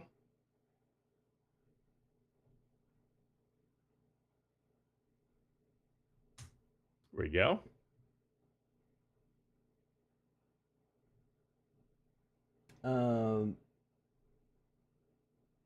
There's a good number of events going on right now, though. Yeah. And Alpha Season 4. We were talking about Alpha Season 1 and the gate from Alpha Season 1, so my brain was going to say Alpha Season 2, and I'm like, Alpha Season 2 happened already. you can't earn from Alpha Season 2 anymore. Sorry, that one closed. It's in the past. There could be some Doc Brown stuff right there, and we just don't have the technology yet, or do we? Yeah, but there are going to be earn opportunities. There's earn opportunities right now in the events. There's earn opportunities in Alpha Season 4 coming up soon, and for passive income. I mean, once it's very active income to build a game and earn money from it. Like that's not passive, but once you've done it, it can be passive income. Like once you've made the game, it exists. It's there. And as long as people still have a reason to spend money on your passes for it, or have whatever other sorts of interactions you have with it that could bring you income, then that could be counted as passive income. But yeah, the passive income is kind of a specific definition, so kind of dancing around to like fit it the right way into that. I'm trying to find an item that I want to buy to see if we can add it, and then we can see how long it takes, and if my subroutine running in the background will open the gate automatically and give the player an alert that they can now enter the gated area. So, we're Lucas, at 2:10 already. As far as time is concerned, I've got about another 20 minutes. So if you think we can do it in that amount of time, I think so. Okay, cool. Hopefully it works before you have to go. Can we drop a giveaway form? Can. Cool. Let's do that. All right. So we have Trigger opening the gate. Let's have do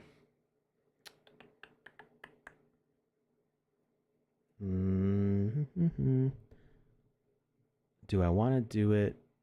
I'm going to do it with a timed event. I think I'm going to skip using the rules system for now, just because that can sometimes make things a little more complicated. So let's go with a timed event.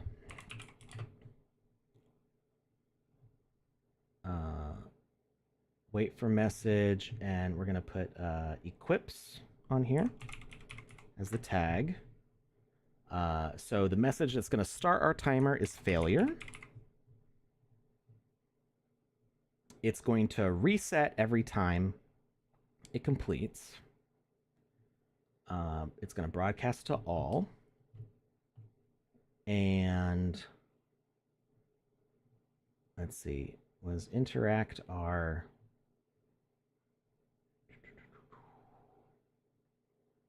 Interact was what we were using to talk to Max here. So we're just going to put this, we're going to duplicate Max's logic. I'm just going to duplicate Max. And instead of interact, we're going to use timer as our message, just to indicate that our timer went off. And it's going to do all the same logic here. Not the speaker. It's going to do the same NFT sensor logic, but it's going to not show the failed user interface. And it's not going to have a failure message because it's only playing because it already failed. We only want the success message with the interact to go out. So giveaway forms in the chat. Cool. Giveaway form is in the chat. I want to make sure this logic is solid before we test it, because we're probably gonna have to wait 10 minutes for the and I'm about to buy something to see if it works. No, measured twice, cut once.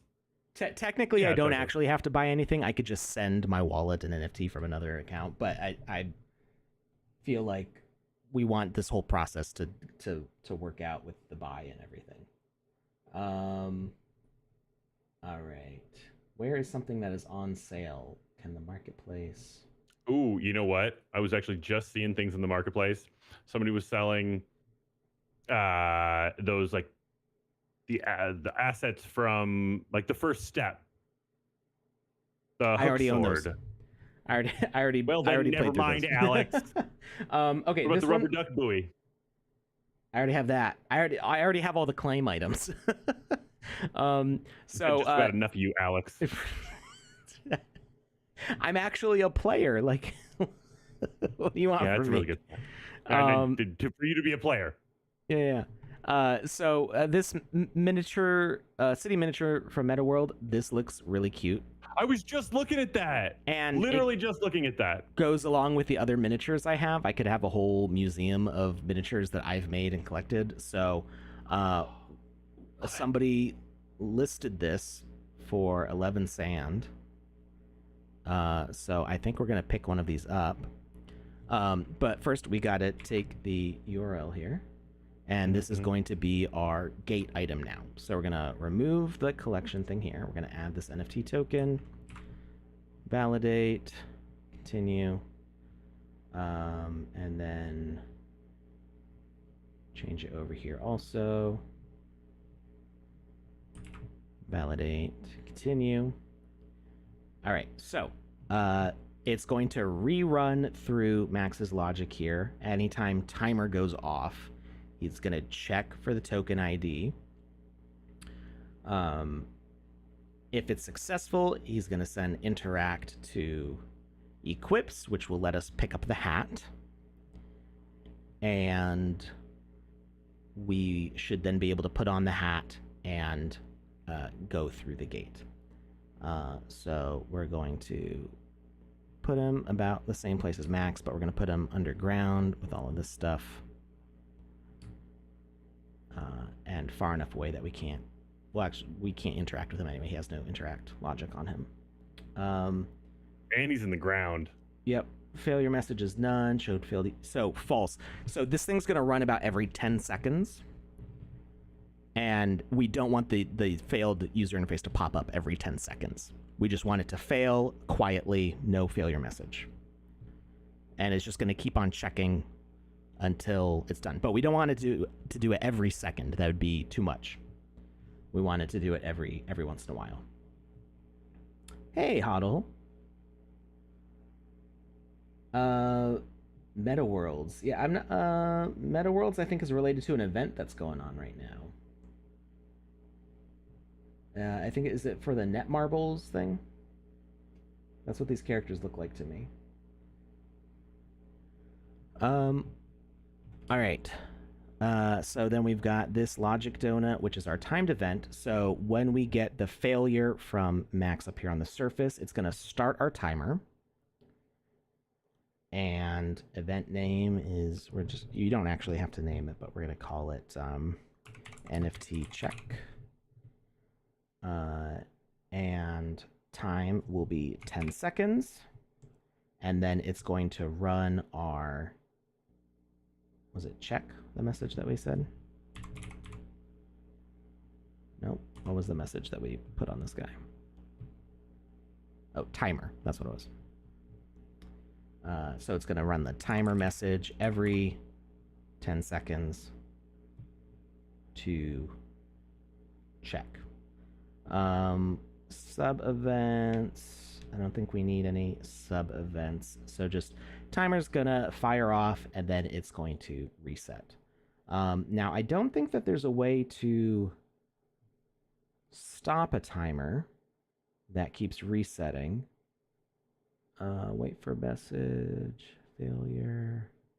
Yeah, but what we can do is we can toggle the behavior off.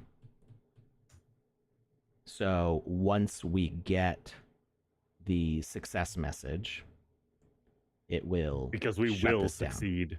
Yeah. So we don't need to turn on. It's going to, initial behavior state is going to be true. It's going to be on. So once this message fires, it will start running this 10-second loop. But then once that timer message gets sent here, and we get that success message of interact sending to our equip tags, it's going to send it back to here, and we do have the equips tag on it, and it's going to turn off this behavior with an interact. And then it'll stop the timer, and we should collect our items. Okay. So that moves down here also. All right. I think, let's save, first of all, before I spend 11 sand on this. Well done. Nobody reminded me. You got to use your Twitch points. Got to remind me to save. Although we might not have that turned on right now. What is the game engine? So this is the Sandbox, which is built in Unity. So it's like a wrapper for Unity. All the things happening under the hood are in Unity, but we are only dealing with this interface. All right. Yeah, let's look at the Twitch chat. You did that after I said it, didn't you? What? No, you can't prove that. All right. So we hit play. And, we do all of our playing around here. La-di-da-di-da. Then we come up here. Maximilian says, "You got the stuff," and we just run right through. Oh, that's not supposed to happen. It's supposed to close the gate. That's it. Hold up now. That gate's doing a terrible job. It literally only had one thing to do. Oh, keep you know people what? out. It was none. It only closes the gate when it fails. So he's not testing. Oh no, he is supposed to be testing. Why did it? Slacking on the job, Max. It locked before, didn't it? I do believe it did. I don't own this, do I? No, I don't, because it gives me the option to buy, not to sell. What? Yeah. Why didn't that work? If you bought something you already owned. No. I mean, it wouldn't be the first time, but all right. Detect entity avatar. Oh, did we never send the message? I thought this worked before. I mean, I refuse to use stamps, so if that was a requirement, then yeah, we forgot. Interact.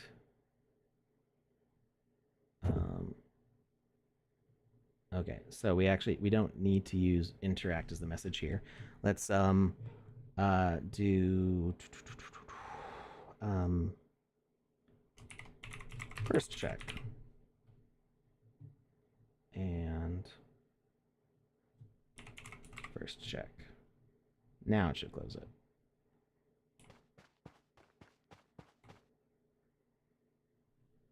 There we go. So now he's locked the gate.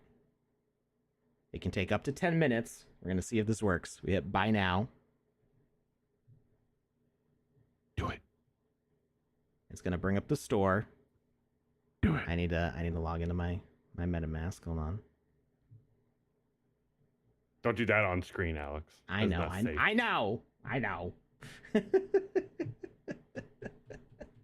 I'm just showing that it exists. That your MetaMask exists? That we haven't dreamed it up this whole time? No, that the store listing exists. This part of it. Good call. Yeah. All right. So we're gonna hit buy, and it's gonna put that over there. Buy. And then wallet guard's going to pop up and do its thing. Continue. And then approve the transaction. I should have done the timer on screen so that way we could see that it's working. Yeah, I haven't hit buy yet. Let's actually... I rejected the transaction just for now because I actually want to have the timer do something else. Like, I mean, it's everything that we did is still going to happen, but this wolf is going to bark every single time the timer goes off. Oh.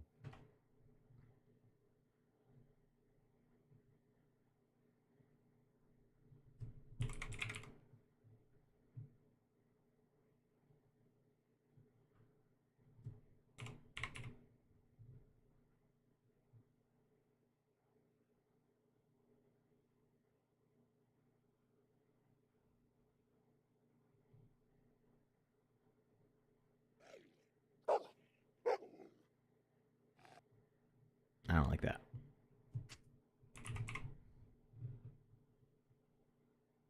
It's gonna meow.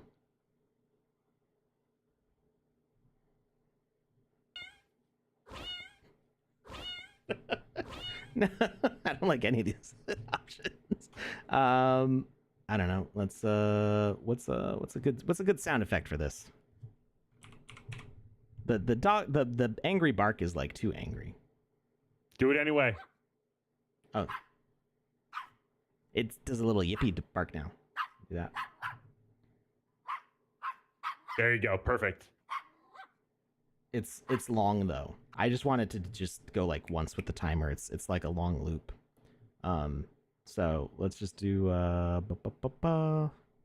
generic button. It's just gonna do a click noise. 3D sound, true. because we want to we want to be able to walk away from this so it's not annoying. It's going to be right in this area. Play condition. On receiving message, timer.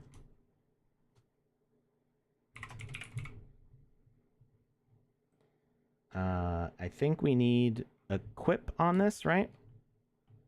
I'm trying to remember if timer sends to equip. Nope. Nope. Sends to all. Timer broadcasts to message required failure, broadcast type, all with timer. Yeah, okay. So doesn't matter. It will receive the message timer. And broadcast type all, broadcast type duration once. It doesn't need to send any messages, and then it's just gonna speaker bubble say bark. Oh yeah, and I need a banner pop up that goes, "Hey, you can go in the gate now."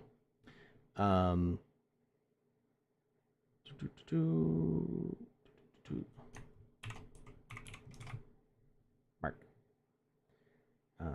On wait for message. You misspelled bark. You spelled it with an O. That's an A. You should put an O. Bork. Bork. All right. Timer. Look at target. Always on top. True. Message to send. None. And broadcast type. Okay, let's just make sure that that works. After 10 seconds, it should go.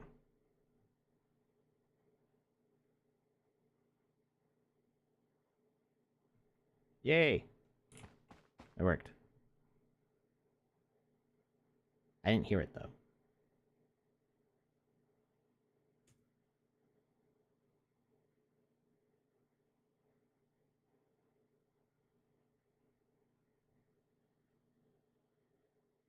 It's an awful long 10 seconds.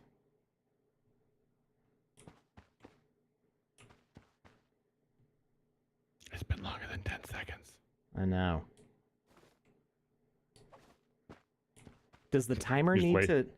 I think the timer needs to...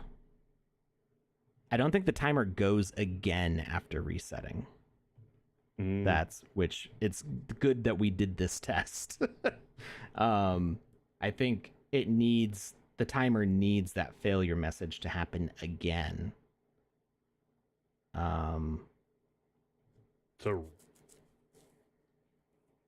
So maybe if we do a sub event and have it send failure to itself.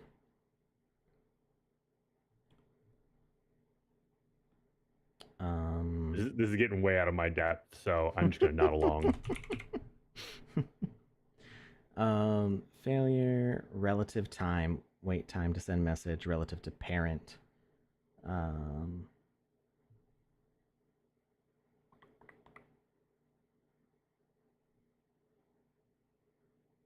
I don't know if that means from 0 or from 10. Of course, we could just add another timed event.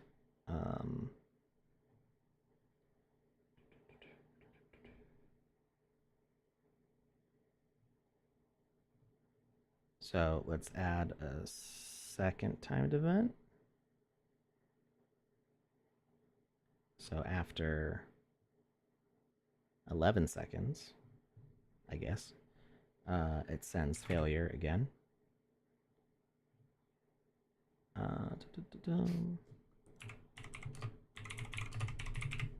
Empty check again. Message is going to be failure.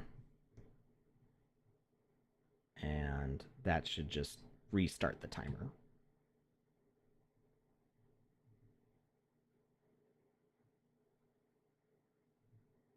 I think. We'll see. We will. Okay, so we know that the timer does fire off the first time, even with the NFT thing open. So we wait 10 seconds. It does make the click sound.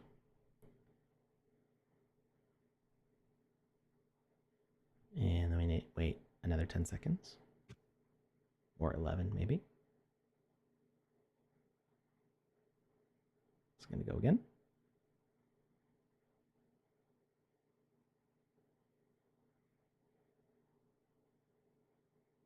I think it's been more than 10 seconds. Why don't you work? Why don't you work? I guess we could send it out to another asset that resets it. Let's see. How was I trying to do it? We get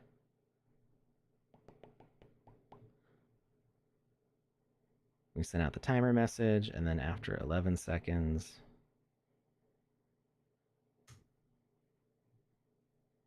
sends failure. It should be sending to all, but maybe it just can't send it to itself.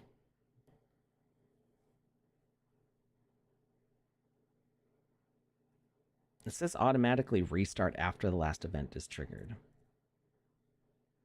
I feel like that means it should go again. Oh, you know what? Maybe the wolf is a jerk. Only once is set to false.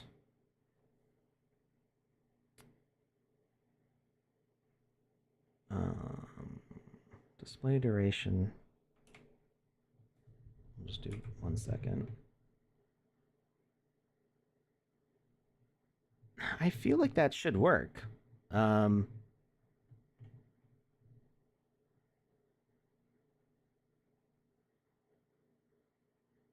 Automatically restart after the last event is triggered. It should go again.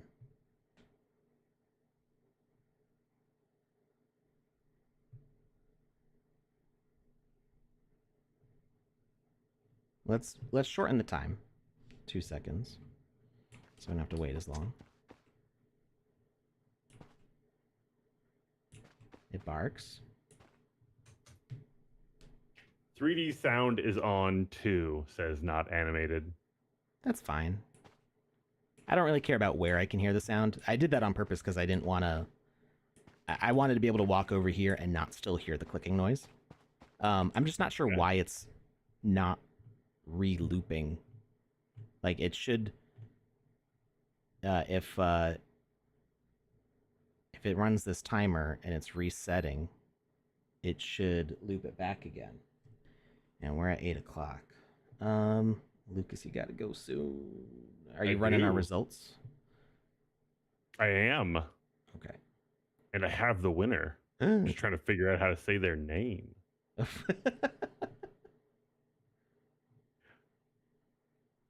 Congratulations goes out to, and this is over on YouTube, Joaquin Cuelho, Cuelho. I'm sorry for butchering that last portion there, but Joaquin, congratulations. You have won Wizzy's singed orange hat. It might be a little crispy. It might be a little crunchy. What it definitely is all yours. Enjoy it, my friend, and please wear it with pride. Lanzer says it's pronounced Lanzer. Ah, man, I was so close. I almost got it, but oh well, can't win them all. I'm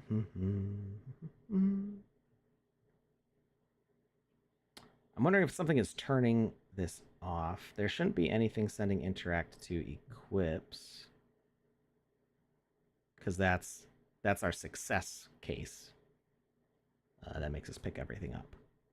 So I think timer should... Oh, we can just add timer as our other message to start this. I forgot we could add multiple messages to start it. Let's see if that works. Here we get a click. We get another click. Do another click. Do it. Do it.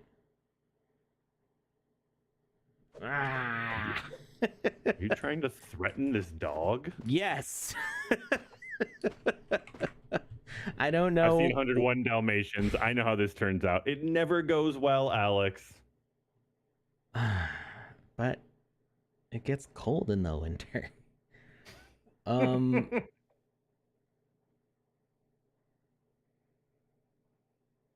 Has anybody in the chat used the timer? Maybe we should just take the timer out of it. Well, that's what we need for it to recheck. We need, because we want to check if the NFT gate.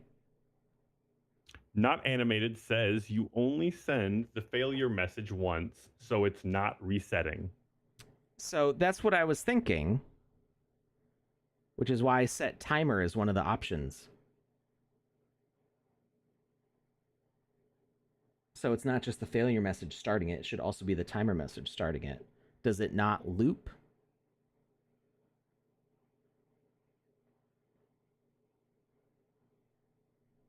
Can it not send a message to itself to restart? Because it should be sending to all, which would include self.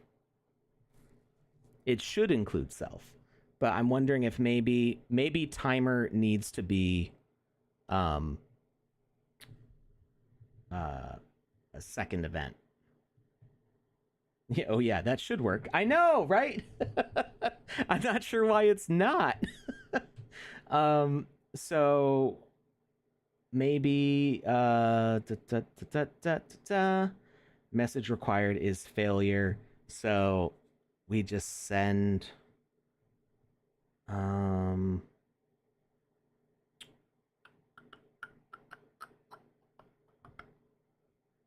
let's add a second. We'll add a timer 2. Restart timer. And we'll say after 3 seconds, so it's just 1 second after this, and it's going to send the message timer 2. And then we'll have timer 2 here. Oh. Ah! Click the wrong thing. What if you try with a message broadcaster and broadcast every 2 seconds? That was my idea. Not animated. It's definitely not animated. I'm speaking for myself here. Yes, that I think that could work also, and maybe easier than using the timer. But let's see if this one does it. Timer 2, so that will hopefully that loops it. Oh, get a bork. And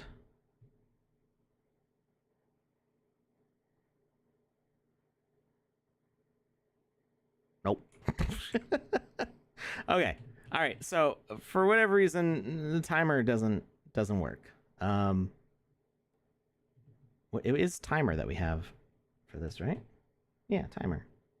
I don't know why that looping doesn't work, but let's get rid of that entirely.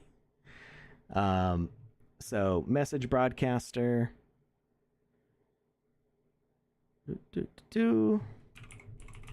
But now that we know it didn't work, that was definitely not Animated's idea, not mine. No, we didn't do their idea yet. Oh, well then, I retract the previous statement about the previous statement. Still my idea. Still Not me. Jackie Chan says rub a little bacon on it.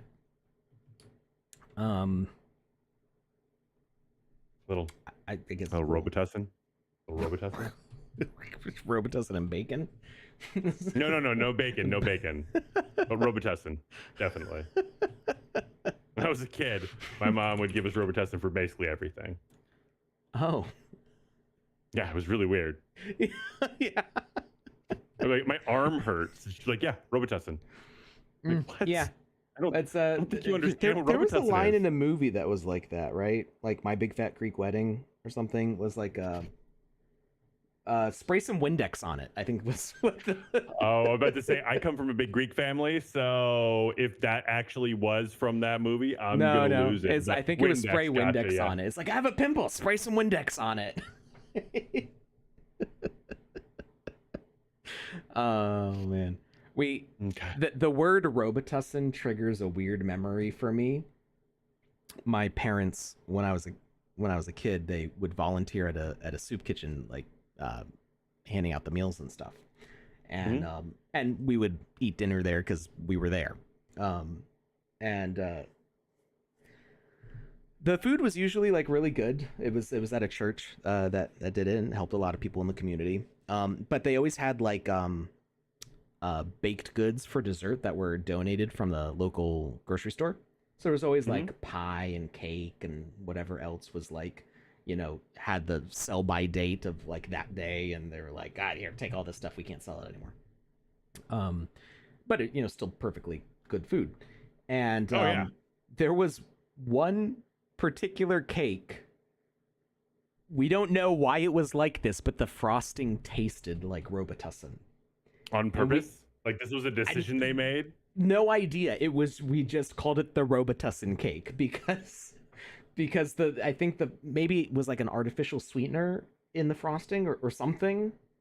We never figured out why, and this was like 20 something years ago. Wait, so you had more than one of these, or was it just one day? I think it was just one day, but more than one of us had gotten this piece of cake for dessert after dinner. Or somebody ate it and went, oh, and like somebody else was like, what's wrong with this? And tried and went, oh, like, why does this cake taste like medicine? Why does this cake taste like tussin? It was so yeah, whenever I hear the word Robitussin, I just get thrown back to Robitussin cake, which is, if I said it now, my mom would start laughing, like she remembers the Robitussin cake. And we never found out why it tasted like that, but it was interesting. Chris Rock has a sketch about Robitussin, and I remember the first time I saw it, I immediately sent it to my mom, and her only response was, "Why are you sending me this?" And I'm just like, what do you mean, why? This is like my childhood in a 2-minute YouTube short. Like, stop. You know exactly why I'm sending this. And she pretended like she had no idea what was going on or why I would send her something like that. Then I go to their house like a week later and I open up the medicine cabinet and there's like, 10 bottles of Robitussin in it. Why do you need more than one? Different flavors? I don't know. Oh, I think this has to... Why didn't that work at all? Message required is failure. What? You got the stuff yet? No, because I need the mechanic to work first, the timer, so it keeps on checking for the stuff. Oh, you're just saying what Max says. No. I was actually asking if you got the stuff because I didn't know if you made the purchase yet or not. I figured out while I was looking at another screen doing like the giveaway, you may have bought it. Broadcast duration. Wait between broadcasts. Failure. Failure. This needs equip on it because the way the tag's set up. That's why. You got the stuff. 2 seconds later, we should get a bork. Bork. Oh, my neck is not supposed to pop like that. I don't know. I spelled the equips. I thought that was you hitting the mouse. No, I tilted my head really fast and my neck popped, but it wasn't a good pop. It wasn't like a thunk. It was like a...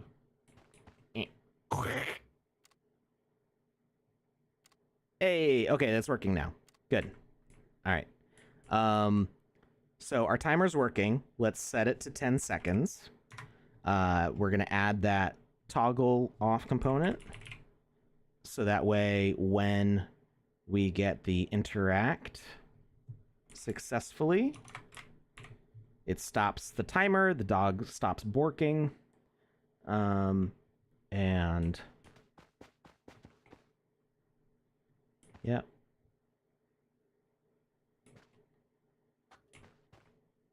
Oh, what? Now what? Was it toggling off this whole time?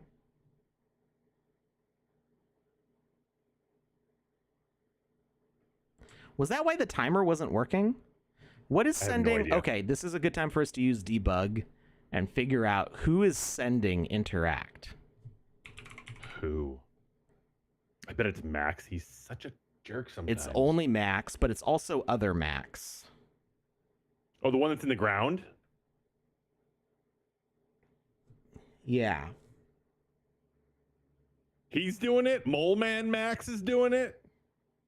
Well, neither of them should be sending it unless we pass.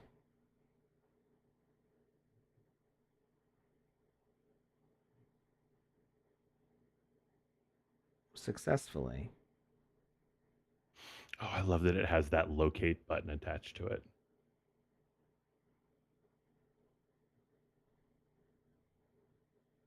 Success messages interact, but it shouldn't be succeeding because I don't own the thing. What would be hilarious if somebody in the chat sent it to me while we've been doing this. Don't do it, please. Like, I'm trying to actually test the thing, but somebody could troll me right now by giving me the item, so I pass the NFT sensor while I'm trying to test if it works. That would be pretty funny. I'm gonna go check your wallet. Don't do it. No, I'm checking to see if it's in there. Oh. It shouldn't be. I know it shouldn't be. I'm going to check to see, Alex. You think it's too much time between messages? 2 seconds? It's too much time? Oh, wait. Oh, I changed the time. I didn't wait 10 seconds, did I? Not animated, just I forgot that I changed the time. It should be 10 seconds now. I jumped the gun. You gun jumper, you. Yeah, there it goes. It works. It works. I got so used to the quick response of the 2 seconds that I was just like, I ran away. And there. Okay, good. It is still working. Whew, okay. Panic can stop. How dare you? All right, we're gonna hide this underground so it doesn't mess with anything, and just double check. Okay. The doors open and they just immediately close. Yep. It's like, oh no, you can't actually come in. Right. Well, that's why it stops us. It's like he's a bouncer going, "Hey." I had to find my camera. Hey.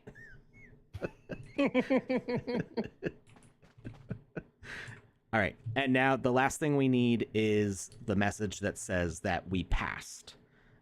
So we don't have any behavior on Max here. So let's do... Ideally, you'd probably do this with a banner, like using the rule system, but I'm just kind of skipping the rule system. And we're going to do an asker. And say Maximilian. How do you spell his name? 1 L? JERK.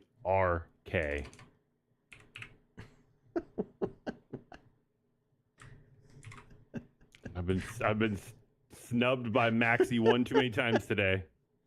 All right. Interact. Is the message required? Actually, yeah, we don't want it on him because it's an interact message. So let's we'll just do it on a logic thing. And go interact.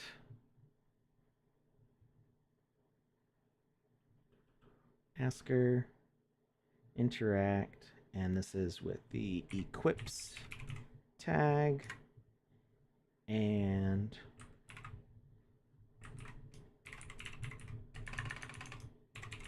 thank you for buying the pass. Welcome in. And I was going to say, you shall not pass. Wait, no, never mind. You can pass. I feel good or took long enough. And he doesn't need to send any messages because of that. And I think that's it.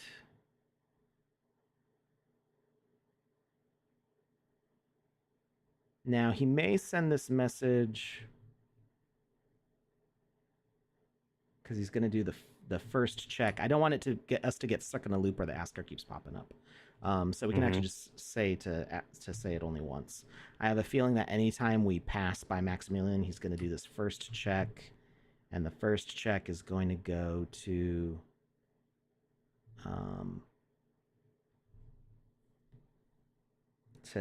success interact. So it'll keep looping that, but it should be fine if we ask the question only once. So real quick, to test it on something that we know is working, before I go and buy the thing, we're gonna do the admin hat one more time, just to make sure that it lets us through successfully. And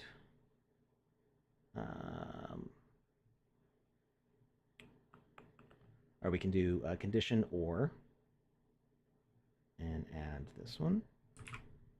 Validate, continue, and pop that underground. Okay, opens. You got the stuff. Thank you for buying the pass. Welcome in. I feel good. Okay, we're in, and then we take the admin hat off. And we save. And now we can do the test with buying. And Leanna is saying child is ready for bed and says hello to dad. Hi, Maggie. I'll be right up. We're testing something. Hi, Maggie. It's going to take about 10 minutes if it works. Well, actually, it should take less than 10 minutes, but we'll see if it works. All right. So, Maximilian says, you got the stuff. Dog says, bork. We say, bye now. I probably have to log back into MetaMask because it's been a few minutes. Yep. It's funny because I'm always saying hi to Maggie and she can never hear me. So it's like I'm just speaking to, the ether. But for once, she can finally hear me. So can she actually feels hear? Like she's giggling. According to Leanne, she's giggling. So I'm hoping so, unless she's just laughing for no reason, which would be a wonderful sign of a happy child. Right. I don't think I changed the dog to bark every 10 seconds. I think it's still... No, I did, and we tested it. I was making sure that we do it every 2 seconds. We don't want to be pinging the server too often because that could actually get us in trouble, maybe. Rate limited? I don't know if it would actually rate limit from the Game Maker that way. I would just prefer to not do it. We don't need to be asking that question more frequently than that. Like the 10 seconds isn't going to make a difference with the players running around. So we hit buy. You hit that buy button now. You do it right now. Buy. Okay, we're going to see if this works. Fingers crossed, everybody!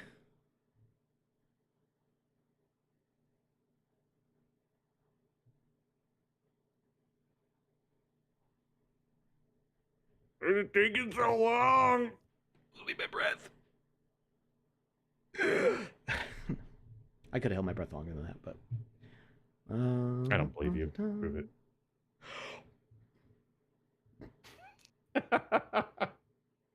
I'm going to say not animated in the chat is just dropping one perfect GIF after another, or emoji, emote, whatever you want to call them. The little pictures next to the words.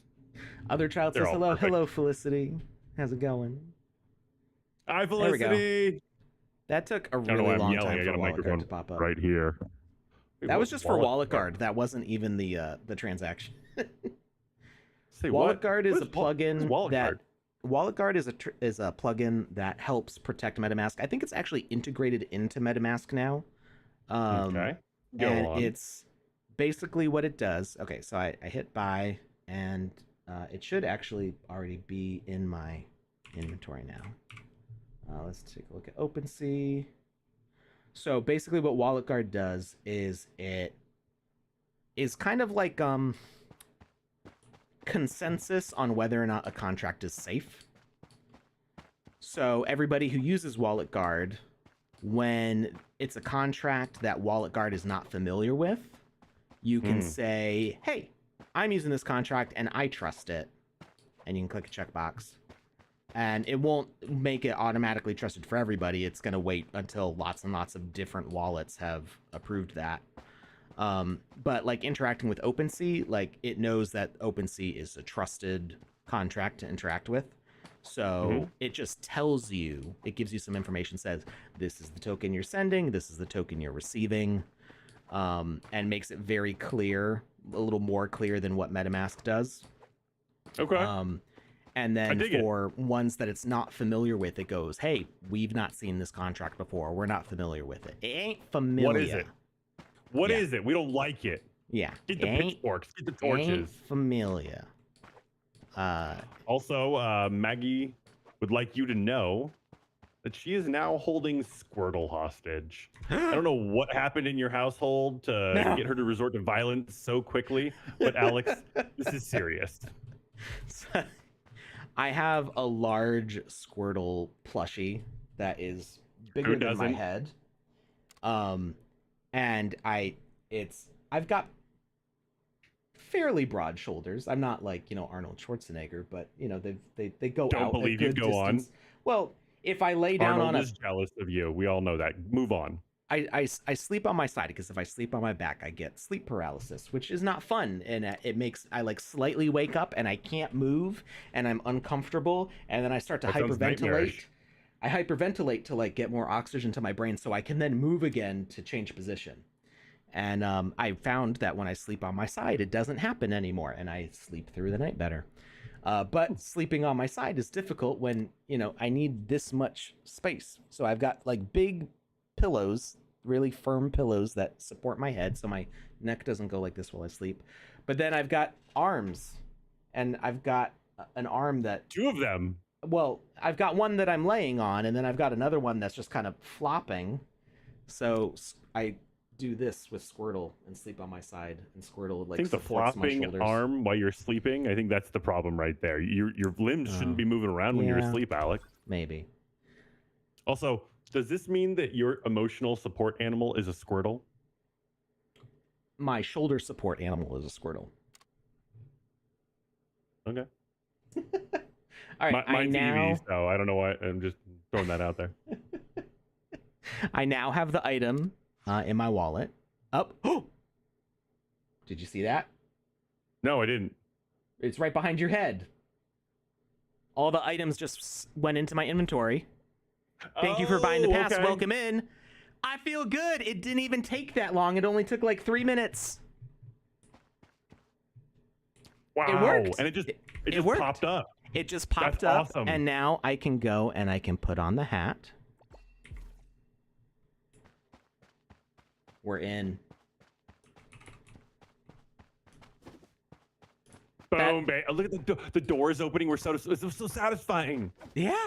And like so we could add more like sound effects and VFX to that, but it worked exactly the way I wanted it to. And the dog should not be barking anymore. Let's double check that. Is the dog still barking? Wait 10 seconds. We're gonna get a little bork. Leanne says, so Alex has big shoulders and Lucas has the big head in the way. Got it. What did I do to deserve such an attack? All right, the dog is not barking. So basically all of our things worked. And I think if I, like, Maximilian's still going to say, you got the stuff. So there's more that we could do to make this a little more clean of an experience as far as the way Maximilian interacts with us and, not having the dog there and having walls that we can't just walk around. But the mechanic works. We can make a message loop and have it continuously check in the background to see if we got the pass item. Yeah. And then as soon as it comes in, the game changes. And instead of players having to like look at the clock and go, oh yeah, 10 minutes have passed, I can go check again. The game just tells them, you're in now. That's so much better. Yeah, I like that. Also, I like that it works. When you said something about the dog barking, my dog actually barked, and I was like, wait, what's happening right now? Oh, he means in the game. The call's coming from inside the house. All right, let's go see if there's anybody that we can raid. I hope that this was... Touche. Oh, okay. Touche streaming. Awesome. All right. So I hope that this was a very educational experience. I obviously learned something. And I hope that you find cool ways to use what I showed here as far as integrating pass items into your games and sharing that workload with your community, you know, the other builders that you work with, so you can collaborate. We saw some really awesome collaborations in Builders Challenge 2 with people having events that went across multiple experiences from multiple studios and builders, where you could find clues in one experience that referenced things going on in another experience. There was lots of interesting stuff going on there, and I think if you work together to combine catalysts so you get more mints of that pass item, you know, just use common. They're usually they're one sand, right? So they're like 25 cents. So that can be a lot of money for one person to deal with if you're trying to mint a whole bunch of passes, but you can share It can that add up. load. You can share Yep, that one sand. load, share that marketing, help grow your communities together, and give players an item that is great for everybody. You should check out NFT keys. I can't remember what it's called. Um, there was an item like that I have. It might have just been NFT pass, something like that. We'll talk about it on another stream. But it would grant you more items, kind of like what Not Animated did. But it also worked in the sandbox before. I got some sandbox items and some VoxEdit specific items because of the pass that I got. So uh, people enjoy those things. They enjoy being able to buy one thing and getting more things down the line. And Yeah. because you can use that or function and use more than one pass item, if you run out of passes, you can mint more passes. So you can do series one, Oh, dang. I didn't think of sell it all like of that. those. That's awesome. Yeah, that's one thing I should have mentioned like way earlier. Do a series one mint of say 100, which will cost you 25 bucks with the current sand price. Um, then after those sell out, let's say they cost 25 cents to mint and you sell them for $1, then you made 75 cents profit, and you can take half of that profit and then you can use the other half to buy more common catalysts and mint a series 2 pass. And you could have the base content of the series 1 and series 2 pass be the same, but you could also give more content to say series 1, so the early buyers still get better stuff. And you can keep on expanding that, because you saw I could add like 20 plus slots to that. So you could just keep on Yeah. growing that list bigger and bigger with more series of the passes as your player base expands. You're creating more keys, more like what are they called? For playing a Passes. game, like on Steam. They're keys, right? Are they just keys? Subscriptions. Software keys? License Yeah, keys. yeah. License keys. That's what it was. It's like you're making more license keys for your product. But now you can also be like, hey, you're a series 1 pass owner, like you get better stuff. You're So the yeah, coolest. there's a lot you can do with this. Like just imagine all the different things you can do with it. That was the whole point of this stream, but we can talk about this next stream too. All I'm right. excited to talk more about it in the future. I'll be back Friday, I believe, depending on my conversation with Panda. Lucas and Joe will be here Saturday for Game Jam Awards. Mm-hmm. I have videos to make. Oof. All right. Have a great day, everybody. We'll see you later. Bye, everyone. Thanks for stopping by.